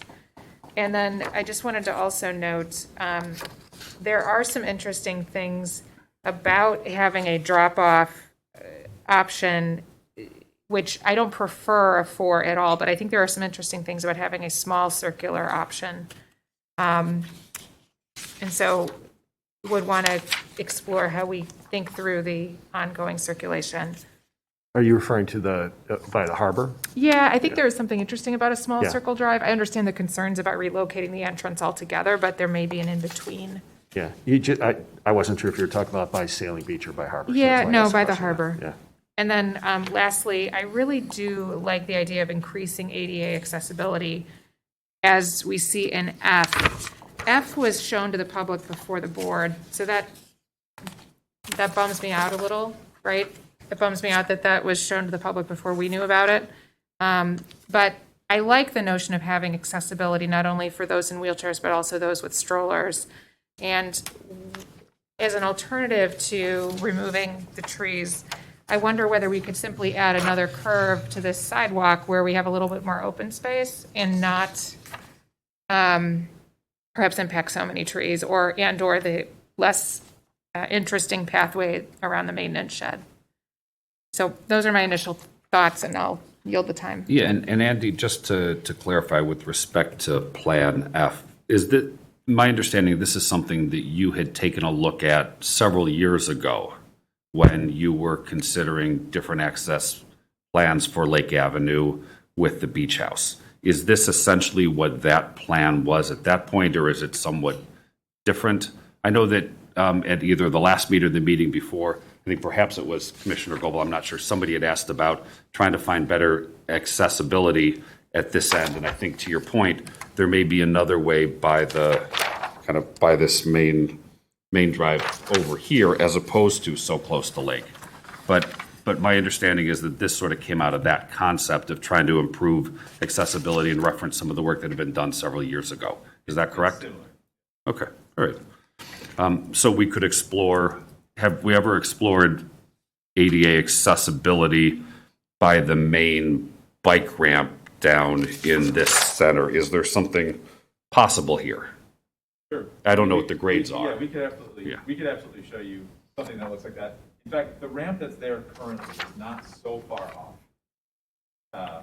Okay. That we could get, I don't have the exact details, and I don't want to state incorrectly how far off ADA ramp that it is, but we could look at a slightly longer path down through the center off of Michigan and get you the details on how close the existing ramp is to being active. Thank you. And back to your comment, obviously, any plan that removes this many trees, I think, as Andy had said in the feedback, is probably a non-starter for most of us. I think that's right. And I wanted to note, we definitely understand the need to remove diseased trees. I think anyone would want those diseased trees removed and maintained better on a go-forward basis. And then there was a question about parking. We understand the whether there are 40 considered an lower drive or not. We are including that in our consideration. Kelly? Yeah, and I believe that was I who brought up concept F, as I am one of those people using a stroller to get down to the beach, and lake is a pretty steep hill to go down with a stroller. No doubt. So I think it's helpful, and I think it's a reminder to our community to be able to see so clearly the direct drawbacks of making decisions like that. So for me, being able to witness how many of those trees were taken down, I'll walk the extra, 100 feet to get to that southernmost path. So that's helpful. Thank you. I sort of went plan by plan, so bear with me a little bit. I first and foremost want to say this, and I think Commissioner Duffy alluded to this earlier, but it is our intention as a board to replace the trees that are being cut down. And I would like to be as clear as possible in saying that. I'm not sure what more we can say to make sure that that's heard. Does it need to be said that we're doing a 1-for-1? It doesn't need to be more than that. Does it need to be a 2-for-1? I'd like to work with our community to hear exactly what would be required of us to have that argument finally put to rest, because I don't think it's a fair one. We are working to address that as best we can. Another thing I wanted to note, I did find it interesting, and I know we didn't have time to go through all of this, but I was very much in favor of going to the community fields for that engagement process. And I found it fascinating how different the responses were. You have young families who took a look at these plans and were excited about them, and were excited about concepts that in some of the other locations we weren't. And those voices need to be heard as well. So I was very excited to see them captured here. Okay, so to look through, Plan 1, I agree. I think it's a very moderate plan, and really don't have anything negative to say about it. Plan 2, I am curious about the cost to move Upper Drive. Can that number be stated? And I'm sorry, I know it's probably in the literature somewhere and I'm forgetting it right now, but to move Upper Drive out of MWRD land, do we have a figure that can be referenced specifically? I don't think we have an exact figure yet. Okay. I don't think we've done cost estimates No. across the No. board. I No. think Okay. what we're trying to do is narrow the scope so that we can then have the consultants give Okay. us some cost estimates. Because we talk about it being a greater expense, so it'd be helpful to know what that greater expense would be. My biggest opposition to the removal of roads is that I don't want to push more traffic into our parks, specifically to Overlook Drive. That's an area that in the height of the summer, it's already pretty precarious to walk around. So to see more cars in there really concerns me. Middle Drive, and talking to the neighbors, I really understand that that is used as a pedestrian walkway more than anything. So I don't necessarily see the benefit of removing Upper Drive if all we're doing is pushing cars to Middle Drive. That concerns me about the safety. I don't like the thought of more cars on Middle Drive. Okay, for Plan 2 as well, I don't completely understand making the area in front of the Lakeview Center permeable except to remove pavement, which is fantastic. Is it an aesthetic thing? Is it, I heard the mention of potentially hosting of events. If it's just a project for the sake of a project, I'd like to just understand more why we would do that. That'd be great. Thanks, Andy. That's a great question. I'm sorry I didn't explain that as well as I could have. Partly it's aesthetic. Partly it's about moving impervious surface to pervious surface, which only benefits the park. Partly it's about a visual cue to keep cars off that stretch of road, which almost should never be on that stretch of road, yet you see them sneak through there every once in a while. But also, if I could reference the plan, and I don't have them with me, but some of the plans from the Lakeview Center project that bring the staff offices down to the lower level of Lakeview and face them east towards the lake and towards the beach house. You'll see on the plan here that that pathway connects to the Lakeview Center a little bit there. So really what we're thinking about is how many people we've observed walking into the park from west to east, from the neighborhood into the park, right around Lakeview Center, either sneaking down the steps between Lakeview and the Wallace Bowl, or around the south side of Lakeview where the tent was this past summer. Many, many people are trafficking towards the beach that way. And this would make that journey a slightly more pleasant, less car-centric path. Okay. All right. Thank you. I appreciate it, Andy. To move on to Plan 3, my initial notes were very positive on this because I love the thought of less cars, less traffic, and no roads in our park, as minimal as possible. What I, again, do not like is the thought of then cars all being pushed from Harbor to Overlook. That circle, having everyone being funneled there makes me very, very nervous about the traffic in our park. And I am concerned about the trickle-down effect then into our neighborhood of if we remove some of those roads with parking as well. Which leads me to Plan 4 and to Commissioner Goebel's point. I was genuinely surprised that more of the neighbors didn't like this plan because it gets cars off of Michigan and Washington, which I thought was a goal of ours. And I've heard you, and I understand that you do not like this plan. I'm just stating my surprise because I genuinely thought that you were hoping that that would not be an exit. So I'm fine removing 4 from consideration. I do like the thought, as Commissioner Goebel said, of having a turnabout point to the south that gets cars out of the park sooner than having to circle all the way through, whether it be upper, middle, or overlook. And I don't think that needs to be achieved by moving the road closer in. I just wonder how we can safely have a circular pattern that gets cars to circle back out. And I would love to see if that could be a possibility.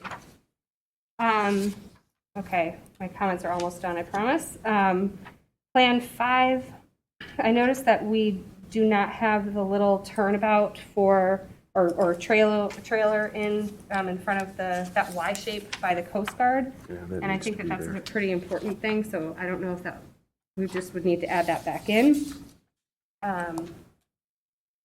Lastly, I really came into this, again, commenting on the family's feedback on this. I would have loved to have a bathroom further south in the park. Knowing now and being educated on the cost to route plumbing out there, I don't deem that as a necessary expense. I think the work that we will do to Lakeview Center makes it a more attractive option. We have that option now, and I'd love to see us really see how we're utilizing Lakeview Center before we add a structure elsewhere. That's my comments. Thank you. Thank you. Can I go? Oh, sure. Yeah. No particular order. Great. Actually, I have one kind of a question for Steve. How many cars parked on Middle Drive this past summer? Do you know, or do you have how many cars parked on Middle Drive this past summer? Do you know that? I Does think I'm anyone going to know? have to turn to our superintendent of rec for any sort of because insight on that. I have Did we a do any question. parking on Middle Drive this summer? Okay, because I noticed you had someone sitting there, and that there was a sign that it was for trail-in parking, but I didn't ever notice any cars parked there. So I just kind of was curious because I do agree. I was surprised when that was added, that the Middle Drive was added for the number of parking spots for the park. And I think I've said, several times in the plans that I do agree with Tanya that we could pave over the entire park and have it all be parking, and there still wouldn't be enough parking. So I've never really seen the need to actually keep the number of parking spots the same. And I think I've said that, several times, and say that, and I will say that again today. I have no. Anyway, so going that, so I don't see any, as I just saying, I don't see any need to keep the parking spots exactly the same. And that's going from there. I've never understood why Middle Drive is in the park. I have said before, I've lived here for 30 years. I've been going, for almost 30 years, I've been going down to Gillson Park, and I've never understood why Middle Drive is there. So I tend to be in favor of removing Middle Drive. I'm not really in favor of moving Upper Drive, just partly because of the expense, because of the disruption to the trees. I understand. I've heard that many of the parking spots along Upper Drive are taken by people who are sailing out of the harbor, and they, get there early and they park, and that there isn't that much parking. I guess I'm concerned if we lose those spots, those people will go to parking spots along Overlook Drive, or they'll go to the streets outside, and it will just, because I always say Overlook Drive, or I've noticed that people tend to move in and out of the parking area. They're going to the dog beach for an hour and a half. They're going to have lunch. They're going to sit for a while, but people move in and out. They don't just go there and stay there all day. There's often, I said, I can go down there on a very hot day and a Sunday, and I'll find a parking spot. So I'm concerned that if we remove parking spots from Upper Drive, those people are going to go to Overlook Drive. They're going to park there, and you're not going to get the same movement. So that that will be less parking than before. So I tend to be looking more toward. I'm concerned about keeping the same, just because we're not now. It's increased the amount of impervious material. I am concerned about that. So and I say I look at Middle Drive and I'm like, what is that there for? Why is that pavement there? Other than for Gillson playing basketball, or yes, I've occasionally walked along that way and other people walking along that way, but it can be accomplished in other ways without having that huge piece of pavement that's bisecting the park and leaving that. So I tend to be feeling that way. And again, I don't think that moving Upper Drive really accomplishes enough to make it worthwhile. So that's that. I have noticed over this past summer that this is going back to the ADA ramp, which I will add that I didn't see this until today either. And I've had people commenting. I'm a little perturbed that I didn't see it until today, because I've had people write, there have been emails and there have been people writing, talking about taking down all these trees and all this ramp, and I have no idea I'm like, what are you talking about? What are you talking about? And here I find, I guess this was presented to the public before I knew about it, and it kind of put me in a bad space talking to people. So I wasn't really happy about that. I can understand the argument. I have noticed over the summer that it seems that more and more people are going to the existing ADA compliant bicycle path. So I guess I just feeling, I wonder if the need is as great as it might have been earlier, because it just seems that more and more people are learning to go to that path and to use it, and that's becoming a much more of a centralized walking area, which is really, and it's really nice the way that it goes down there. So I'm saying that. As far, I'm not quite sure what to say about moving the entrance to the park north somewhat. I will note that was one recommendation in the traffic study that a lot of the neighbors requested from the village, and that was one of the recommendations that it be moved to the north. It does seem, I'm kind of split. I mean, at this point, I'm so used to where I'm turning, but if it's a safety issue, I've said most of the time I'm going to choose safety over losing some trees. I think that's more important than safety. So, but I'm kind of mixed on that. I'd also kind of make a comment that even though we're talking about replacing trees, replacing a tree with a smaller isn't really the same thing. So I know that's something we're going to be doing that, but I think there's concerns in the neighborhood for taking out larger trees, reducing them, replacing them with the smaller tree really isn't the same. Isn't as a one-to-one exchange. It's not the same.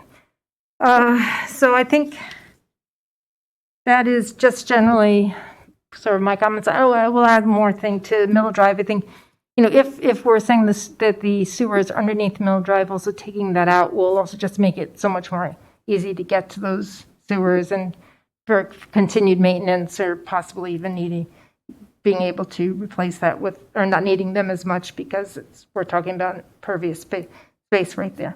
So those are my comments, I think. Great, thank you. Yeah. I'll try to limit my comments to what's different here than's been said already, or to echo a few things. I want to acknowledge the public comment and thank those of you that read back some of the minutes to us. I appreciate what an effort that is to read those, and so I do want to acknowledge your time spent and appreciate that. Another just side note from the public feedback this month, there's been a lot of talk about the trees removed and the pruning of the thickets, and I was always of the mindset, well, of course, let's prune all of these thickets. And so I do appreciate those who brought to our attention that the birds rely heavily on that. And so I noticed in these new plans from Lakota, there was mention of, a more of a seasoned, phased approach that can still preserve that. And so I do support that, and I think that's a good catch. And so I thank the folks that have spoken up for the birds so that that's on our radar as well. With respect to the plans themselves, just share a little bit on where my mind has gone with these as we've reviewed these plans. I appreciated seeing this fifth concept because it really caused me to think differently about this again. And so since I had received this packet earlier last week and had been noodling on concept 5, I really went back and forth. Conceptually, I have agreed with the removing Middle Drive, as we've previously talked about, because I also agree that it's been primarily closed. I had heard early on about making a walking path through there, and I thought that sounded like a great solution. There's still a nice walking and strollering path that connects through, but doesn't need to be, vehicular. And so having a larger green space in that area. So when the concept of flipping it and removing upper and leaving middle, yeah, it does give us a bigger green area, but I was a little conflicted on, how you use that space, and pushing more traffic on either side of the playground tennis court area made me a little nervous. But the biggest thing for me that has landed me back to the original thinking of I would prefer to remove middle over upper is when I look at the infrastructure utilities layer, which is towards the end of the concepts. We talk about the blocked storm lines at Middle Drive. We talk about repairing broken storm lines along Middle Drive, but I don't believe I've seen, and I looked for it, much discussion on the specific sewers under upper. And so if we know that there's more disrepair on middle, that could lend to a financial case to as well consider that option more strongly. And so if I were to proceed with my thinking of essentially a variation of 2 or 5, not necessarily supporting all the add-ins that came into 2, but with just the street layouts, I had to ask myself, well, if you're going to loop cars through there on upper, is there still enough of a need for that? Is that road really serving the purpose of parking only, or is that road serving a purpose of getting cars in and out of the park? Because they would really, if you were bypassing Overlook, you would be either going to the yacht club or maybe to Wallace or Lakeview, and you would loop back out. If we think there's enough of a need for that, I would go with that route. And let me clarify, I would use the existing route. I would not rebuild it to avoid the MWRD street. I would still keep it the way it was, and I would not necessarily want to add the extra pods of parking.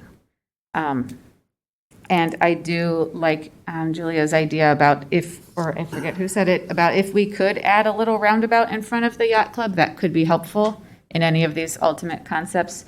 I believe there's an embankment that goes up a little bit more across the street from the yacht club, so I don't know what our options are based on what you've presented in the past, but if that is feasible with keeping the entrance over there at its location off of Sheridan, that was an attractive thought as well. But just for the thought about the cost of repairing the streets underneath, right? I understood if we don't turn Middle Drive into a road, again, we don't need to spend the money on the infrastructure underneath. So if there is a significant cost savings, that's where I'm landing right now. And let me see. We could also consider checking passes maybe earlier on in the park if we do, if we were to ultimately go with a concept like, which one removed everything? I think that's three. Right. So of my three choices, it would be, those would be the three. I would say one of the roads go. I could potentially think about getting rid of all the drives which was concept 3, but there's definitely significant changes to Gillson as we know it with the cars. So in that scenario, I would imagine we would need to say check passes much sooner and keep cars from even entering unless they have a specific purpose to go and visit the beach. And then practically, are we backing up onto Sheridan? So in my mind, I don't know if we can get there, but in terms of narrowing down the plans, that's where I'm at. So just to summarize, you're interested in 2, 3, or 5? Just so I'm clear. And we're going to go back. I know other people had mentioned some different concepts. Yeah. We're going to come back around at the end. But You could also articulate it by saying Plan 1, but turning Middle Drive into a pedestrian drive instead of a car drive. Because I think when you get to 2, as it's presented in this packet, it's a little bit loaded because of the shifting on the MWRD location. So that's what I want to be careful to clarify. Gotcha. Okay. Can I ask a question about the Harbor Drive entrance shift? I understand that's a tricky. I've both walked and driven in that way, but have there been specific safety issues cited, and what primarily, other than safety, drove that option? Talking about option A. Sorry. Point to the right one. No, I'm sorry. I'm talking about separating the pedestrian traffic and the cars in 4. Well, not Or it's on or maybe Plan you 4, add but on. highlighted Add more on detailed A. in Plan Add on A. Yeah, I Plan would A say is add on A. detail of it. Yeah. It's not, Oh, yeah, sorry. Maybe And does A, Andy too. want Yeah. to speak to the backstory on that? maybe Steve, well, unless, have might you just read be the worth, 'cause I know- the traffic reporter? Who wants to take this one? Just knowing that community Some input background. was a little bit different Sure. than, and you don't have to give a lot of background, but I just know that community input was a little bit different than maybe what you had thought. So just wanted to clarify that a little bit and what we heard and what our intent was in exploring that. It's really pretty simple. The existing turn-in into Gillson is very close to Sheridan Road. It's closer to Sheridan Road than any civil engineer would ever recommend. I'm not exactly sure how it originally got that way, but it suggests that something changed along the way. It's just very, very immediate. So recommendations have been, and this predates this exercise, to adjust that slightly to ensure that there's either not a backup onto Sheridan or any kind of accident that might happen. I'm not saying that an accident ever has happened. It's more just like a best practices from a civil engineering standpoint. So pushing it slightly further north allows you to turn onto Michigan and then decide that you want to turn into Gillson in a more safe manner, being able to be more aware of your surroundings. It would then allow for there to be that separate pedestrian and bike entry into the park away from the cars, which is also just, by best practices, a safer planning move. Thank you. I'll jump in just for a couple of quick thoughts then, but thank you. That's helpful. I think it's great that we start with a strong foundation in option 1. To add to what Commissioner Koslaska said just about upper and middle, I do think it's confusing and it's not the best function with both of those as they are. It'd be great to see and some options that would allow us to see the costs associated with removing upper or middle or changing one or the other to a walking path, and allowing, whether it's more contiguous green space or some separation from pedestrians and cars. understanding that we're talking both about existing capacity and then existing use, right? With Middle Drive, it's a little bit different, right? It can be used in one way, it's being used in a different way. But do think that that certainly with one, we're making some very important changes and still protecting and keeping that open space. But really think that it's great that we have so many options to look at how we can better move cars and people. I think that's important to continue to keep as an option on the table. And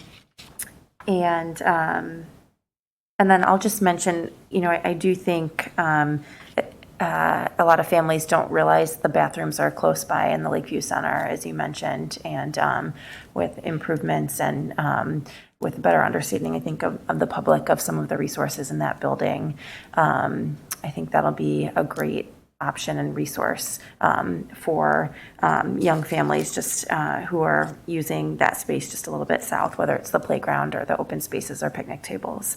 And so while I also thought a bathroom was important, also see now that that is such a great cost that we may want to take that off of the table at this time. And so, but I do think it is really difficult at this point in the process, though, to necessarily say no middle or no upper without kind of better understanding and to be able to compare costs and entries and parking and use. So otherwise, I think almost everything else has been covered. Great, thank you. Patrick? So a quick question, Mr. Tanucci. You made a comment about ADA accessibility throughout the park. I wasn't quite clear. Did you mean that like ADA accessibility, so the sidewalks as you transition from space to space? It's not. I mean, can you? Because you weren't talking about just off of Lake Avenue when you made that. We hadn't even gotten to that point in the conversation yet. So. Yeah, that's correct. So the Americans with Disabilities Act prescribes some specific slopes that a path must be under to be considered accessible. And it's not just the slope kind of going down the ramp, but also the cross slope. And it's pretty strict. It's a federal law. It's administered by the federal government. Sorry, you probably know this. And by the letter of that law or code, very few of the pathways in Gillson, very few of the pathways in most public parks are technically accessible. This has to do with the quality of the surface as well, wood chips versus paved. So just looking at the park through that lens suggests a technical conversation, but it's just a slightly different read. So think about the surfaces of the paths, think about the conditions of the paths, think about the slopes and the cross slopes of the paths. Do we want more technically accessible paths? Do we want to review the paths and sort of make a judgment call based on what is accessible or not? That's a slippery slope. No pun intended. Does that answer your question? Well, yes and no. I mean, so when you said it, what came to my mind was as you transition from one sidewalk to another, or as you cross a street, or do we not have cutouts in the curbs to allow strollers or bicycles or wheelchairs easily, accessing from one? Detectable warning strips, yeah, that's another consideration. But do we not have that right now as you transition from one sidewalk to another, or do we not even have enough sidewalks to transition from? So as we create the path up along Harbor Drive, as you get to the end of the path, it will connect directly with the existing sidewalk, or will there be a transition across something? So is that kind of what you're referencing when you said there's not enough ADA accessibility throughout the park? That was the question that came up in my head. If I said there wasn't enough, then I misspoke. I didn't mean to suggest that there wasn't enough. What I meant to suggest is that a consideration by the board of the accessible pathways, all of these topics in the park, is a conversation that we should be having. Okay. That's it. All right. So that answered my question. Then I'm going to go on to comments now, so we're cool. Thank you very much. I think that one of the things that was brought up by a couple of the commissioners here was the cost of the improvements are really an important factor in how we should make a decision. And I think right now, without having those numbers, it's easy to say, well, I like this one better than the other because aesthetically it's appealing to me in this manner, or I think functionally in my mind it works better this way. So with that in mind, without any numbers, I would say that there are some benefits to a couple of these plans over others, and this is how I looked at it. Let's see. One of the two things that I tried to keep as my main factors to make decisions was impact on the landscape as it exists, and green space, right? It seems to me that one of the biggest topics that we heard from continually was the amount of green space. And therefore, we were keeping track of impervious surface as a number one category here. So by adding this safety feature, which is the sidewalk along Harbor Drive, we're increasing impervious surface in the park. And if one of our goals is to reduce impervious surface, then we need to eliminate a road. But if a goal is safety over impervious surface, we don't need to eliminate a road, and we just need to improve them as far as their surface, but also then the sewers, the electric, the water, everything underneath them. So with that in mind, I think leaving the park as it is and just improving it so number one is kind of my preferred one because in a way, less is more. Although we add impervious surface in total, the park remains the same. We're not changing its view as you walk in dramatically. We're not cutting down trees because we're moving a road. We're not increasing parking in a certain area. It is what it is. We're not changing it. We're just fixing it, so to speak. If we want to focus on reducing pervious surface and yet having the least impact in the park, I felt 5 was better because of the way that everybody enters the park is from the west to the east. And as you come in either on Harbor Drive or walk through the park from Michigan Avenue or from Washington Avenue and you enter the park, you enter a great big green space. And an amazing amount now of just open land where nobody's parking cars. You don't see any cars until you get all the way to Middle Drive, where you will have then parking and a path gets created to take people off of Middle Drive. And if you can, it's really small to see in the picture here, but it runs kind of along the tree line and then cuts over to the playground and connects with the playground path. So, we're not eliminating how people walk through the park there, but we're creating more green space. So to me, 5 was a nice idea. And we need the cutout for the park, for the turnaround for the harbor access, for the boats to come in and out of the water there. So to me, 1 or 5 are my preferable ones. Could I be sold on another one because it costs less money? Certainly. As we get into some of the add-ons, if we want to call them that, the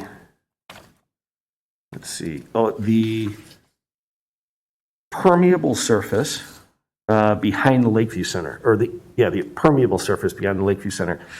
I think that's a really good idea, and I understand what Mr. Tanucci is trying to get across there, because when you change how something is perceived, you can influence its use. So by making it look more pedestrian, you'll reduce the impulse or the urge to drive a car across it. So the whole idea of design affects use, it comes into play here. And so I thought that was a nice move there. I also think it kind of updates, quote unquote, updates the feel of that area of the park, which is kind of, I would say is really kind of lost any kind of luster it has.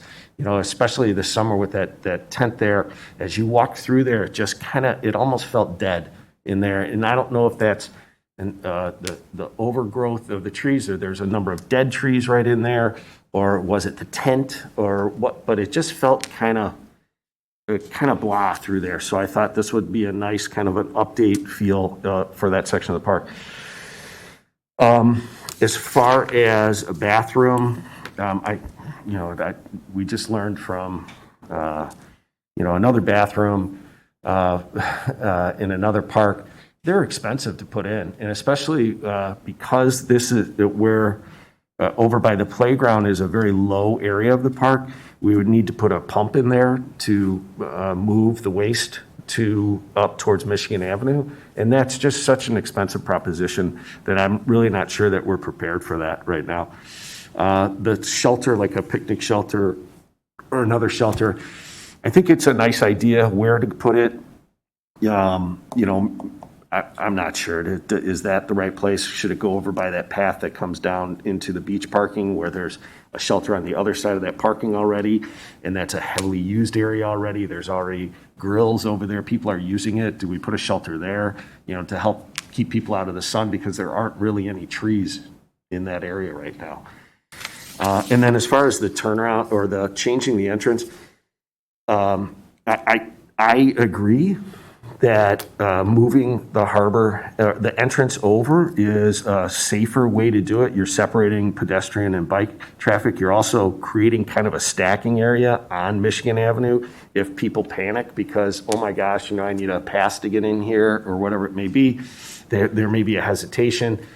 And I think, creating a stacking area is safer. The Harbor Association, I think it's nice. I thought it was nice, but the president of the Harbor Association came and told us that he didn't think they needed it. So, I still think we should consider it, because if I'm part of the Harbor Association, if I'm having a party there or if I'm meeting people, I can drop them off and then go park the car without impeding traffic. So I think it's a good idea to create that right there. It takes out a lot of trees, but if you stand there and you look through those trees, a lot of them they're not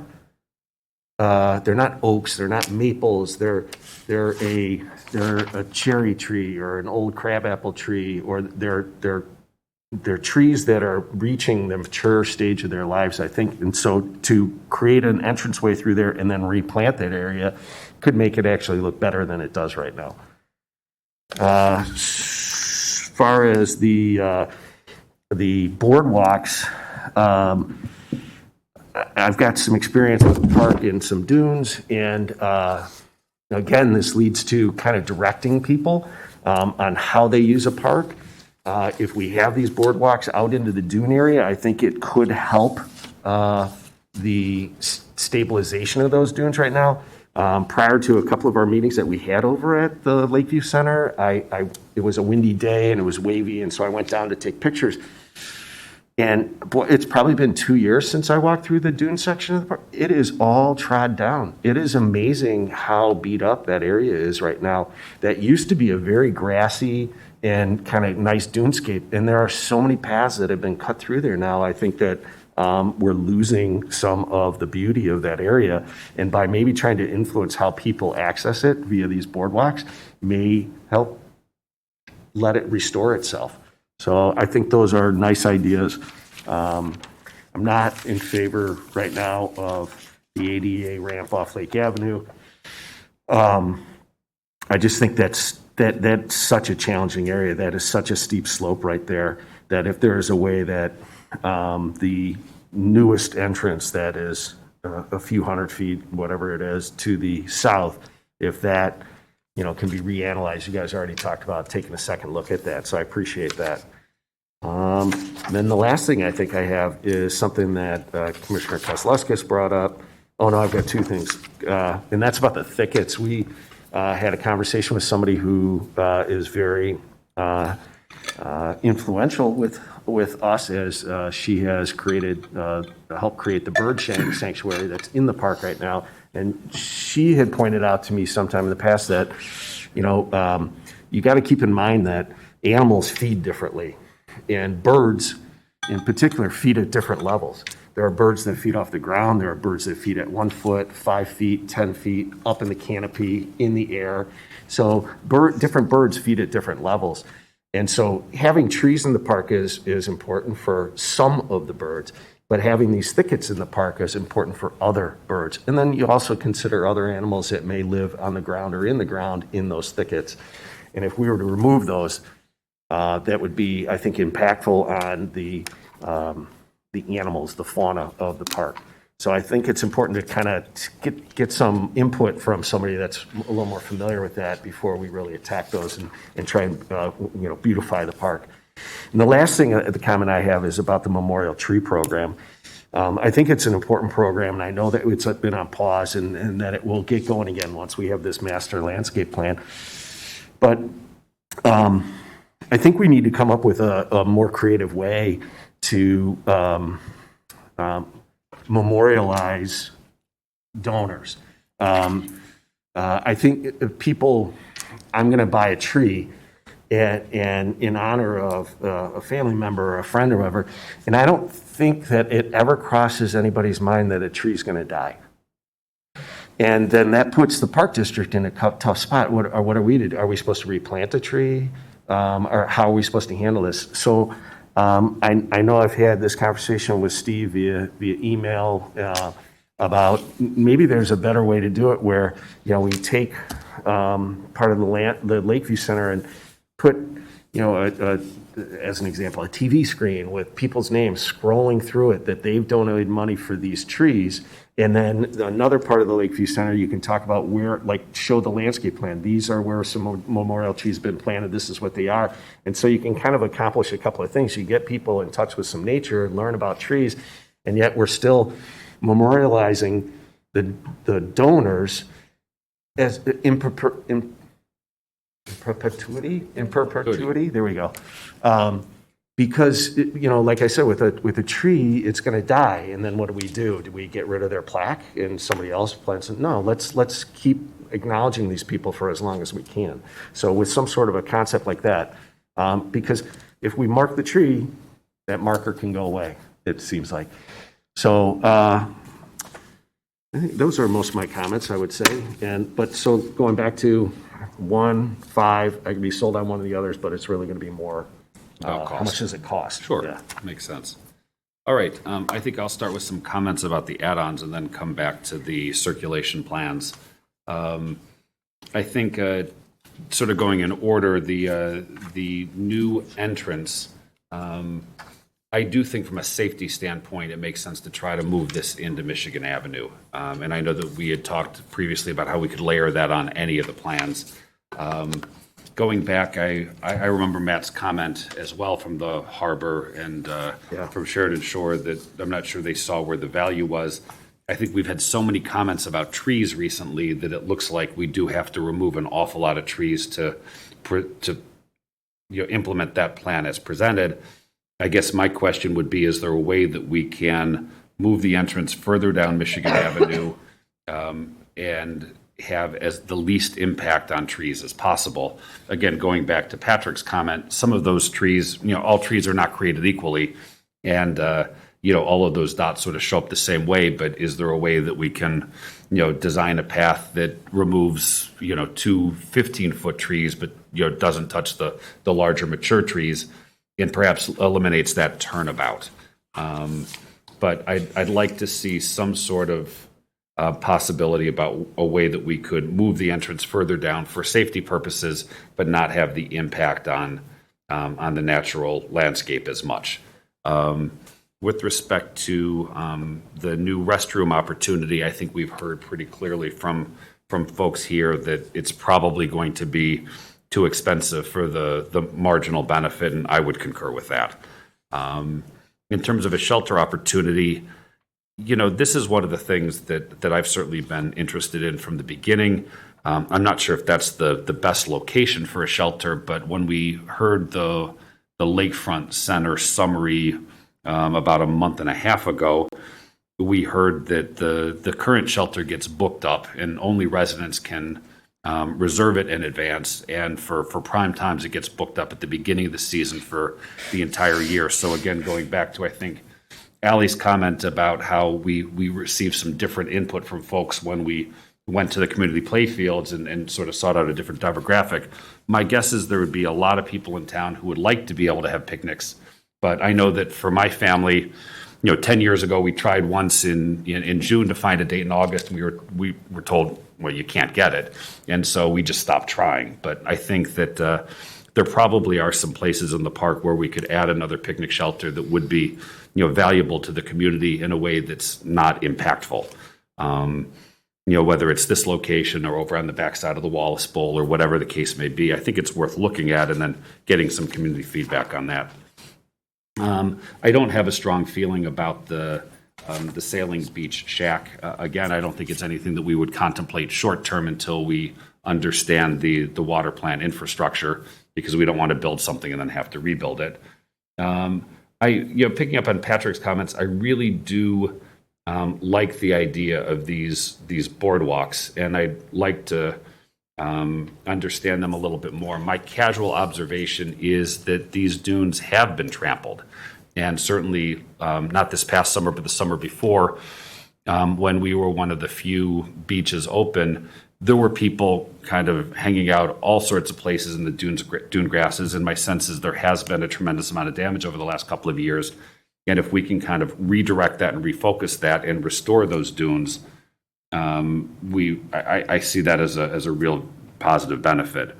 Back to the ADA ramp with stair pass through, I thought Julia had an excellent comment that, we would like to have something accessible, but certainly not in this location and not with this cost in terms of the natural landscape.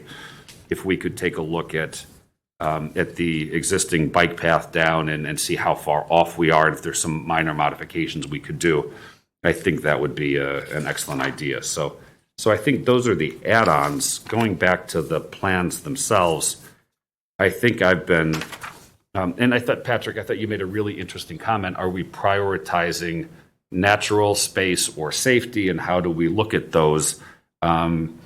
And I think we're prioritizing both, and I don't think they're mutually exclusive.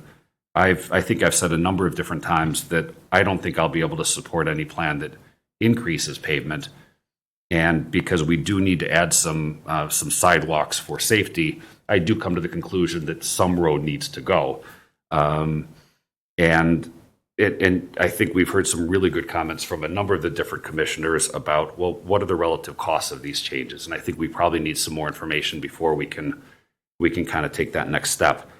One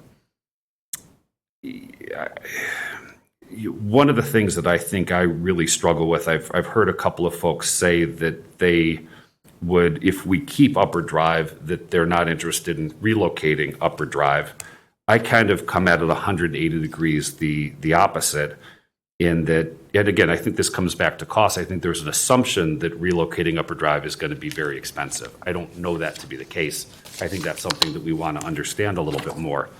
But whether we rework it in its current path or in a slightly modified path, we're going to spend certainly hundreds and hundreds of thousands of dollars of the taxpayers' money to rebuild and to pave and curbs and some sewer work.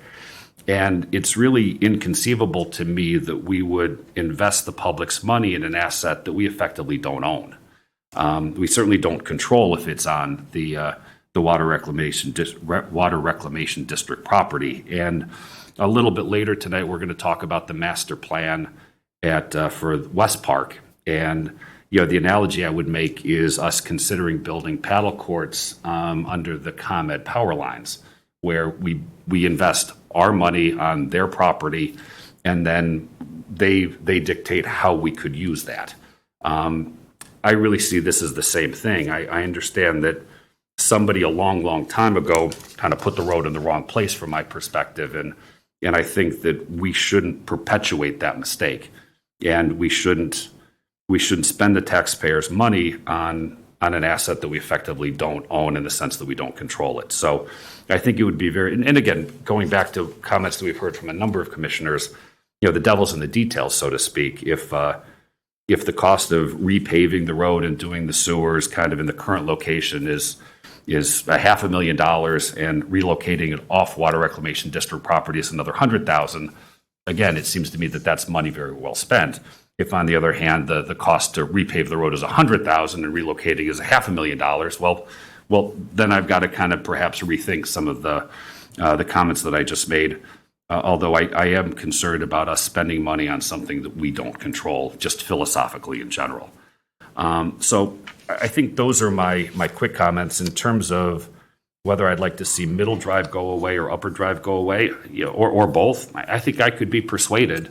And again, as I've heard from a number of other commissioners, I think we need to have a better understanding about what some of those costs are. So I think going into this meeting, it was my hope that we could kind of pare down the universe a little bit and then send it back to the consultants.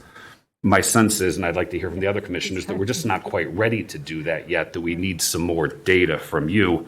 I'm hoping, and I think I had heard from everyone, that no one's really considering option 4 anymore. Is that a safe summary of the comments that I heard? But I still would like, excuse me, to hear or to see a turnabout option that eliminates the need for cars to have to go through the entire park with the elimination of either upper, middle, or both. Okay.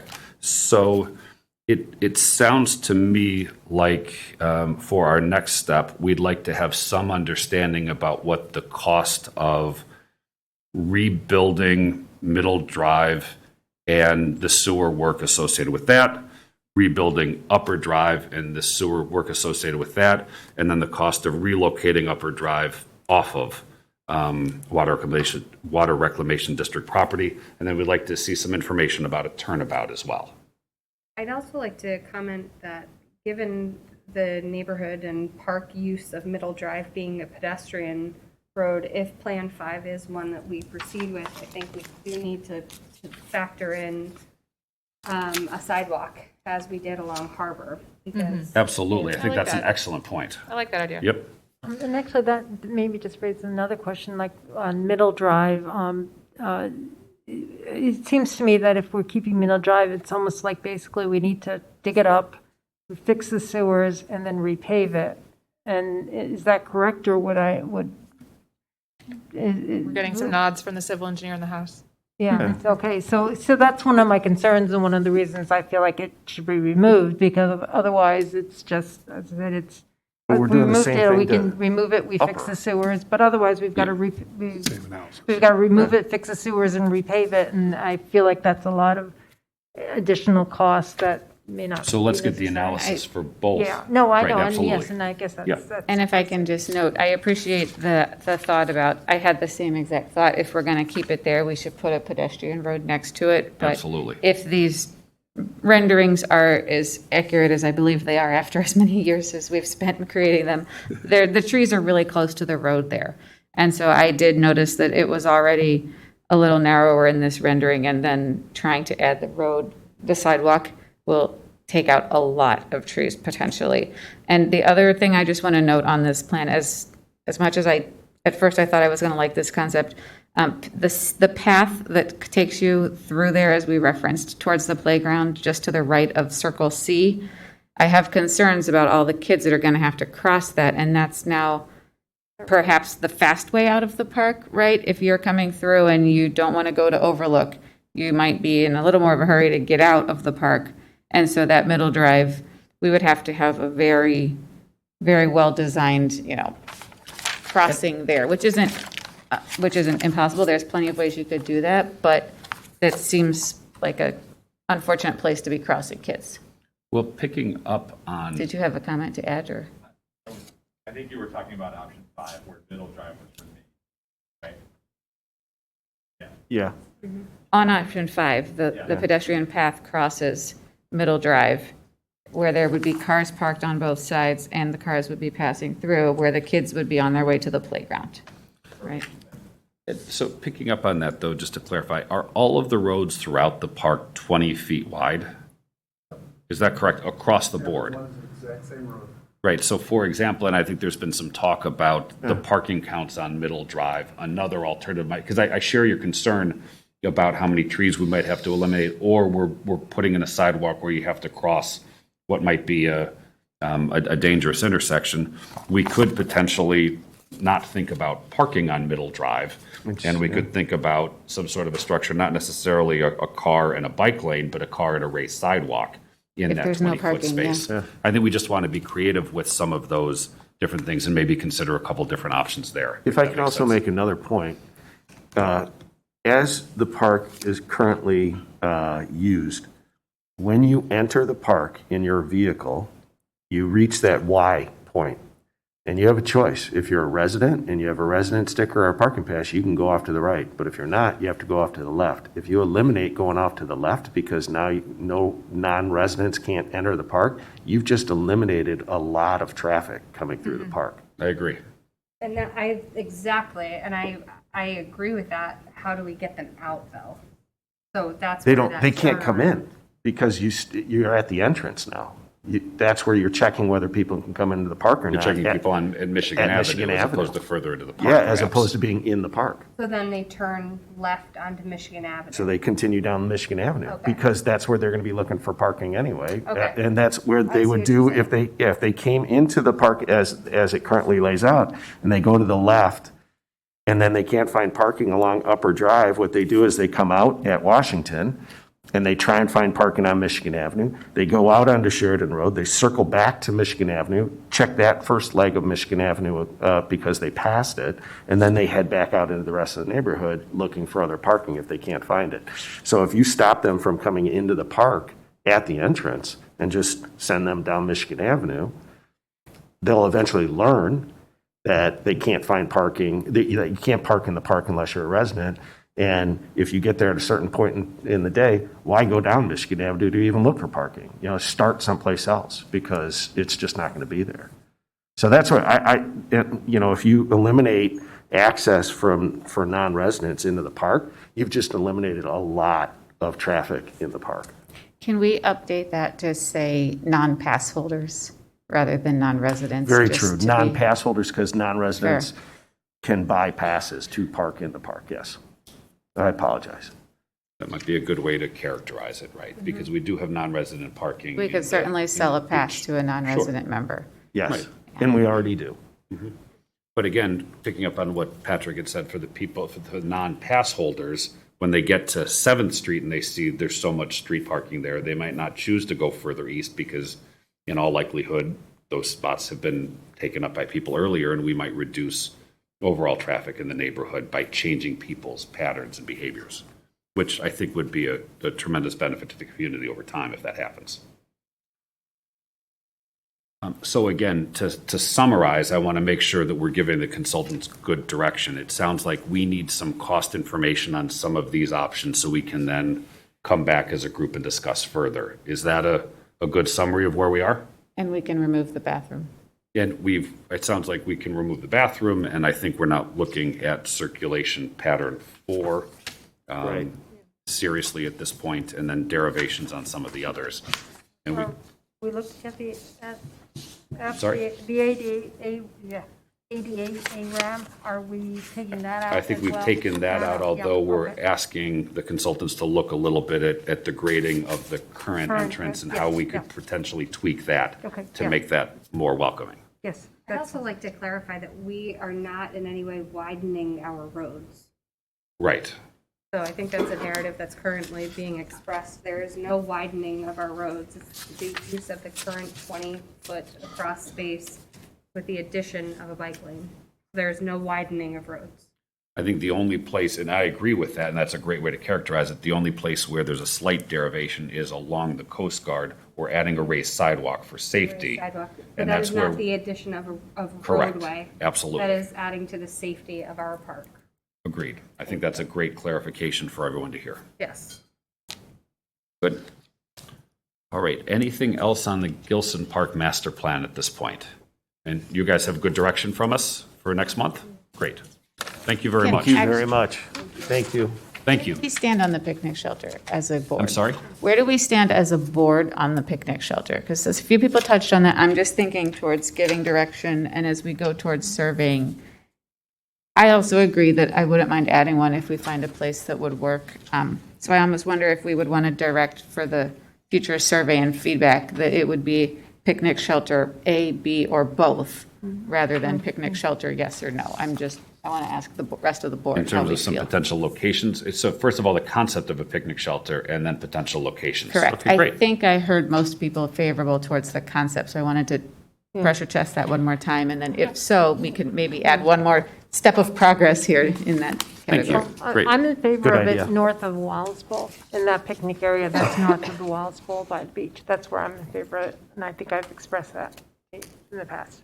So I'll jump in Yeah, with that. I too would strongly support. It seems like a natural location. I mean, we've got sort of picnic tables kind of all over the place. It's a fairly hot area without much shelter. I think that makes a ton of sense. I certainly like that location. Other thoughts from folks? No, I like the idea. To seeing it and hearing feedback. Great. Okay. Good. Thank you. Good. Thank you. Thank you for being here this evening. This was very helpful. May I please move to recess for 5 minutes? Absolutely. Thank you. We'll take a 5-minute recess.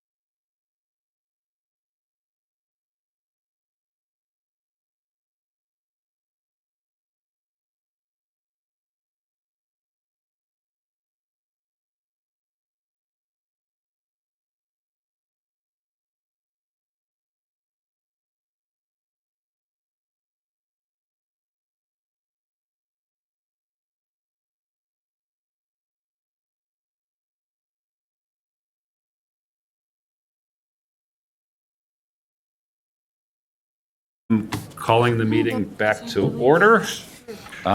We are at item 7 on our agenda, standing committee reports. The first committee report is the Lakefront Committee report. Yes, the Lakefront Committee met on Monday, November 1st. We reviewed the Langdon shoreline protection options. There are several options that allow both bluff restoration as well as access to the beach. We gave Smith Group some positive feedback on their ideas and appreciated their notes. Those will be coming to the board in a future meeting.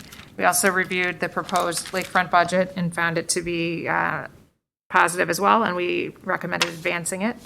And our next meeting is on December 6th. Great, thank you. Questions? Yeah, so Steve, were you able to ask the engineer about the building, like access into the revetment itself, not a wood structure that's attached to it, but like if they're pouring concrete for the revetment, that they could create stairs that we could then build an access to? Yes. While I don't understand all the technical reasons, they advised against it strongly. They said that building the steps into the revetment was compromising the revetment to the point that they don't recommend it. Huh. Interesting. So building across, not on the front face, getting access across it, but building it for pedestrian access, as we see on the lakefront currently, that's different than building it down across the face of it. Right. Interesting. Okay. Okay. Golf Operations Committee? Oh, that was my temporary chairmanship. Your swan song. And next meeting, our newest commissioner will be running it. I am gladly passing the baton. In that meeting, we had a budget conversation, a lengthy one, which was very informative. But most exciting about the meeting was that we talked about some improvements that are happening over at the golf course. The patio and the bar. We have, Tanucci's going to get us some drawings for that at the next meeting. But the excitement about the cart path, the project that is underway right now, it seemed to be more or less close to being on the right timeline, but weather was starting to hinder us a little bit, and we are hoping to still be on schedule for completion. But the staff there is, they do a fantastic presentation every time that they come to our meeting with nice aerial shots of the golf course. And so it was a very informative meeting. We're looking forward to the completion of the golf cart path. Great, thank you. Questions? All right. Parks and Rec. Parks and Rec, it was really just a budget meeting. Okay. Yeah. We're going to have a budget. There's a budget. It's many pages. All right. Questions? Great. Moving along. Centennial met earlier tonight.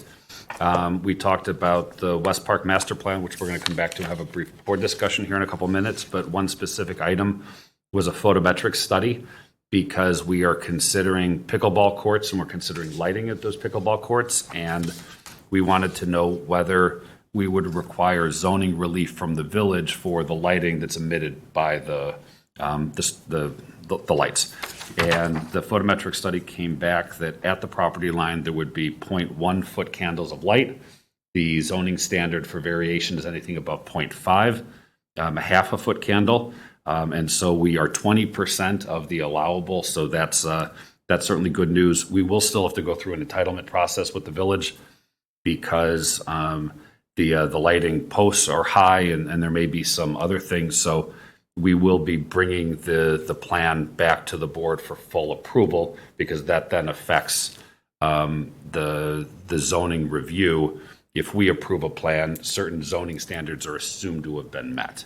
And we don't need to go too far into the detail, but with that, I would like to talk a little bit about the West Park Master Plan and then finish up the committee report. So what the committee proposed at the last meeting was a plan, and I believe it's in your packet, that shows over the course of the next couple of years that we would add a total of 4 paddle courts. We would increase the size of the paddle hut. We would relocate the current playground to a space in the northern end of the park to create space for 8 pickleball courts, basically where the playground is now. Does anybody have any questions, comments about it? One of the Yeah. things that we asked staff Yeah. to do was to take a second look at just moving the playground to the north. And there's a page here that might need a little bit of explanation where the playground got moved right here. Right, great. So it says a 4,250 square foot playground. Is that an okay size for a playground, or? Yeah. Come on up, so. Yes, great, thank you, Patrick, because we didn't talk about that at the committee tonight, although we had asked last month. So the current image that we're showing right here, that's an equal size of what is existing on site right now. So the current playground is about 4,200 square feet. And with all the setbacks for the equipment and everything that we talked about in one meeting, you think that we could put the playground here and be okay? Correct. Awesome. So then I mean, personally, that's a better option. If we can make that happen, then move it all the way, because then we won't have to try and convince anybody that's a user of the playground in its existing location that we're moving it, a half mile away. I know it's not a half mile, but it could seem that way if you're walking and your legs This is are much shorter. closer to the current playground for folks who are currently using the playground. Yes. I would agree with that. Any other thoughts or comments? I also like the location in option 2 for those reasons, and another, which is in option 1, that is a fairly busy staging area for parents picking up from practices. That's a great point. And so you have teams sitting there, and you'd have cars coming and going. It might be a little close to that activity for people with small children. My comments all along were about visibility, and I appreciate that now the playground won't be hidden behind a grove of trees, so parents wanting to still have viewing of the turf fields can be on the playground in either location and see both the turf and their children on the playground. So I'm comfortable with either location. I do like, from an accessibility standpoint, all of our parks, for the most part, have a drive near it and parking near it, and West Park is one that does not. A benefit is you don't have to worry about your kids running out into the parking area. A negative is to trek from where the parking is over to that. It makes the use of that playground less accessible. Okay. What is the size of option 1 of the park? 6,000. Okay, and you said the current is 4,200. closer to 42? Yeah. Okay. Yeah, I've also done the sprint back and forth from the fields to the playground to keep an eye on kids in the playground, keep an eye on kids in the field, back and forth. I think that visibility is important just because of so much of the activity around the playground comes from primary reason for coming to the area, which is the fields. And then just a question, if the playground were to be closer in option 1 to the parking and the cars and the activity, would it be a similar, how far have you gotten in thinking through the actual structure? Would it be open like the current playground is? fencing. That's I'm later sorry. on. Yeah. We could always put a split rail fence around any one of our playgrounds. Yeah. Comparable to Hibbard Park, other sites that we have. And then I think now you have to kind of cut over the grass to get to the current playground, right? There's no path that leads up to it, right? If you're coming from the field? Uh-huh. Yeah, correct. Yeah. And would that still be the same? You'd still have ability to walk over in the same way? That's one thing that we've been talking with GoWalt is creating access paths through the park just north of existing Paddle Island so that you could get to the current sidewalk that's out there. Okay, thanks. And just a point to note, you'll see on this image right here, there is a black line with some X's. So that soccer field that is there is a full-size soccer field, and right where we're proposing, there you go, great. So we would have some concerns with the soccer balls coming, being kicked over or next to.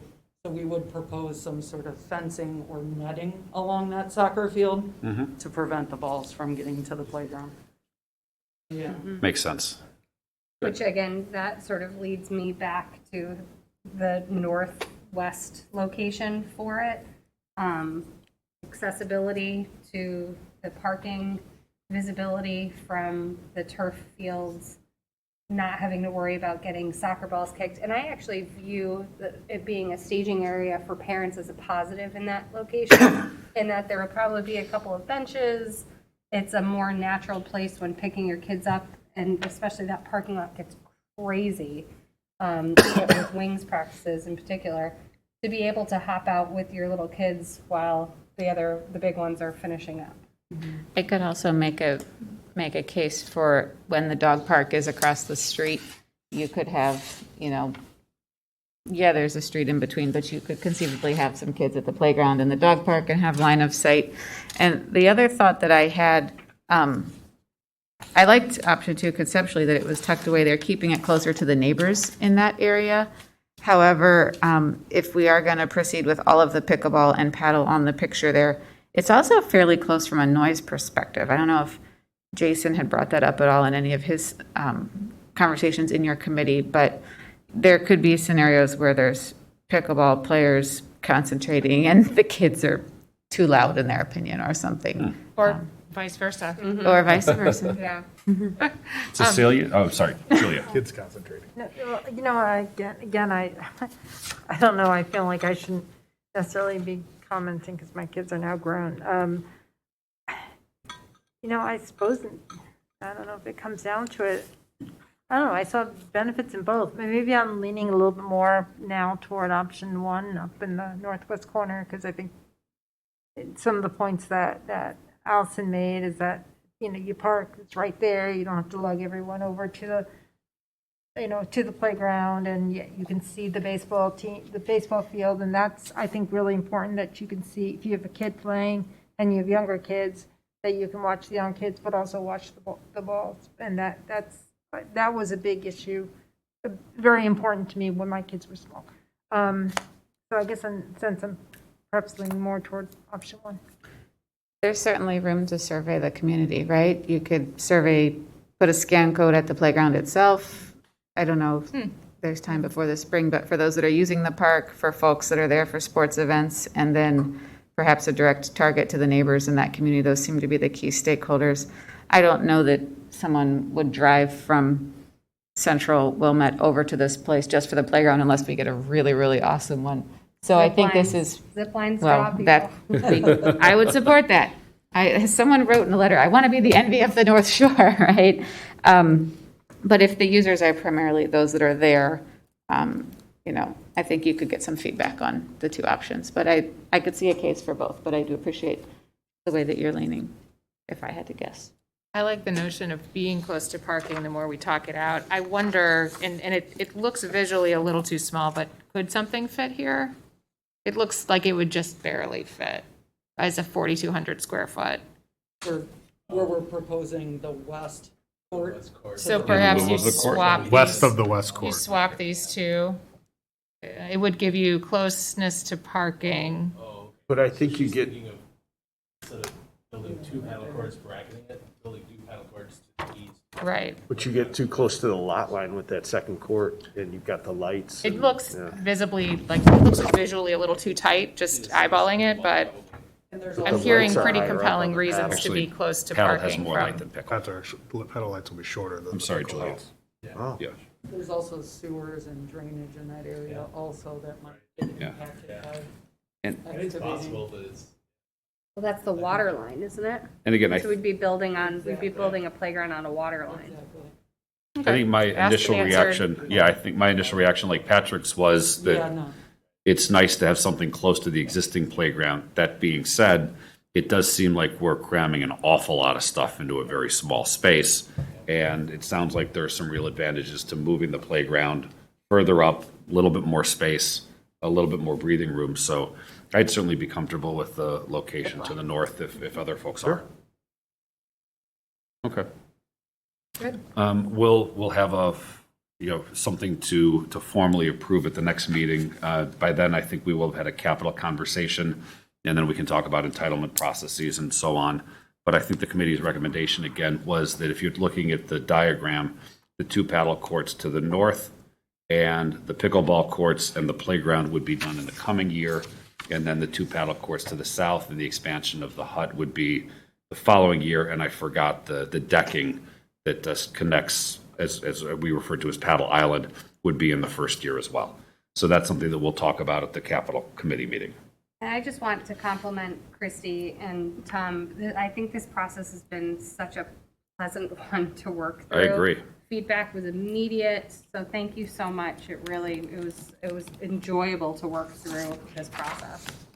So continuing the report, one of the things that came out of the meeting was that we're projecting that the paddle operations will generate $304,000 surplus for the coming year without the additional paddle courts. So over the last couple of years, the staff has really revised the financial model, and it's been extremely successful.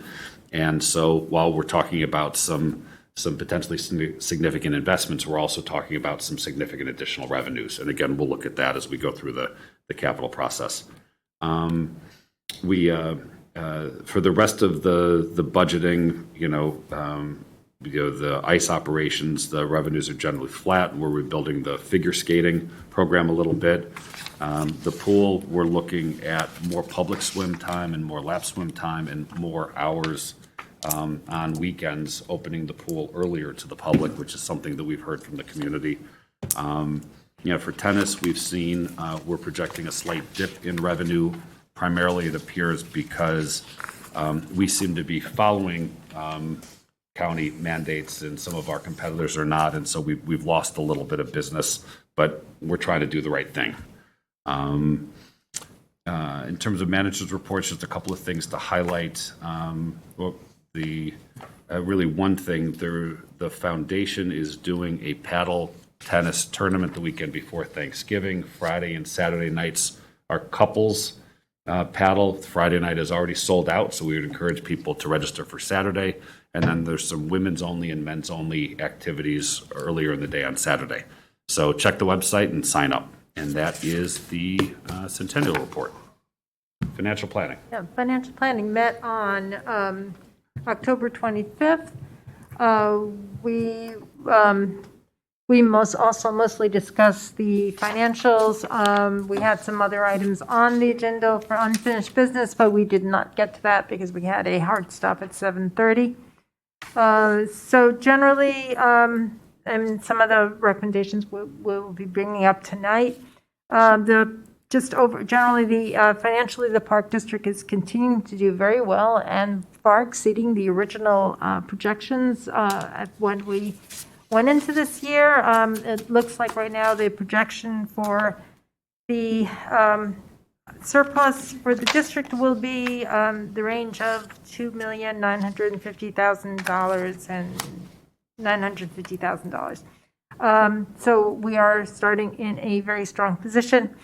Let's see. We also went over the idea of the debt extension and issuing additional bonds to take care of because the Park District has been so financially savvy and has been paying off the debt that we have, that we now have a fair amount of money and fair amount of space to increase to kind of like fill some of that debt that we filled up and to be able to undertake projects. So we are talking about doing a borrowing or issuing bonds to fill up the debt expansion for 4 year with a 4-year payback period. In addition, we discussed the administration budget review, and I think that was generally very positive. Finally, we talked about the tax levy for which will be for 2021.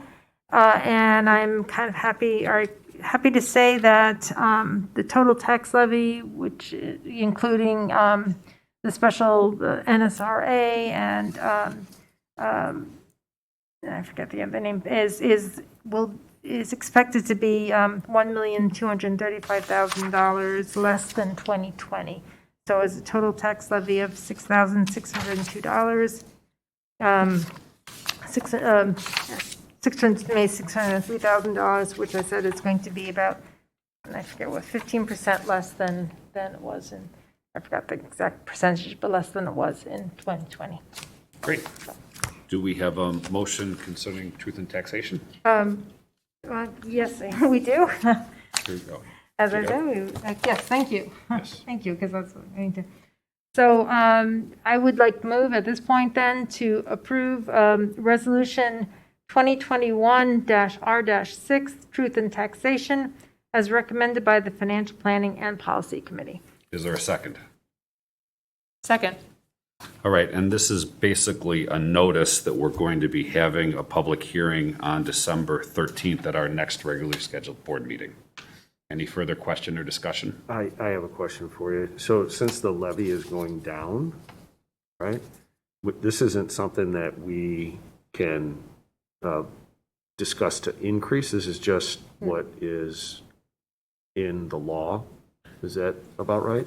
So you see the table that's in the middle of the memo, the tax cap funds, that top line. Yes, sir. You can see that is increasing, and that's increasing by the maximum amount allowable by the laws in line with the consumer price index.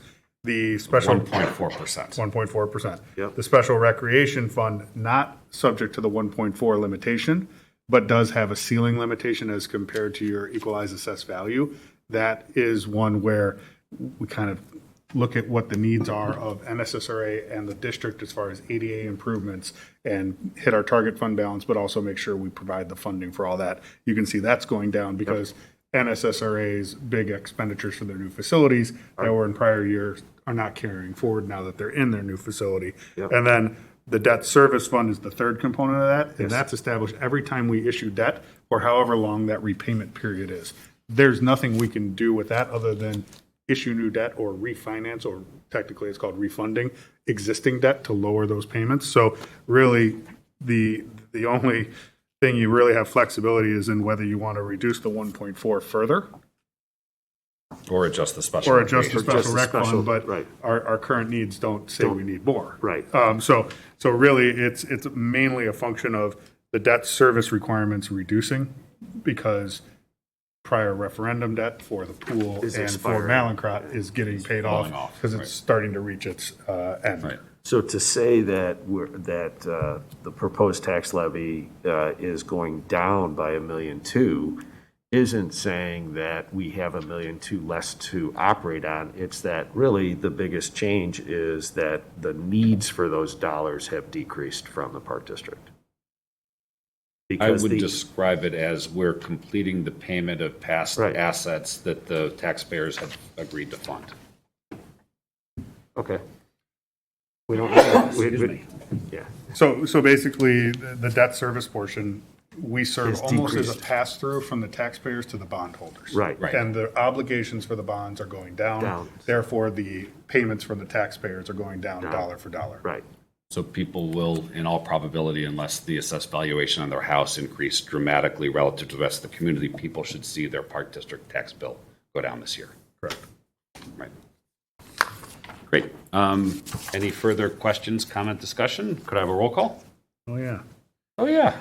Commissioner Duffy. Yes. Commissioner Anderson. Yes. Commissioner Frazier. Yes. Commissioner Kozlowskis. Yes. Commissioner Clark. Yes. Commissioner Goebel. Yes. Commissioner Murdoch. Yes. Resolution is approved.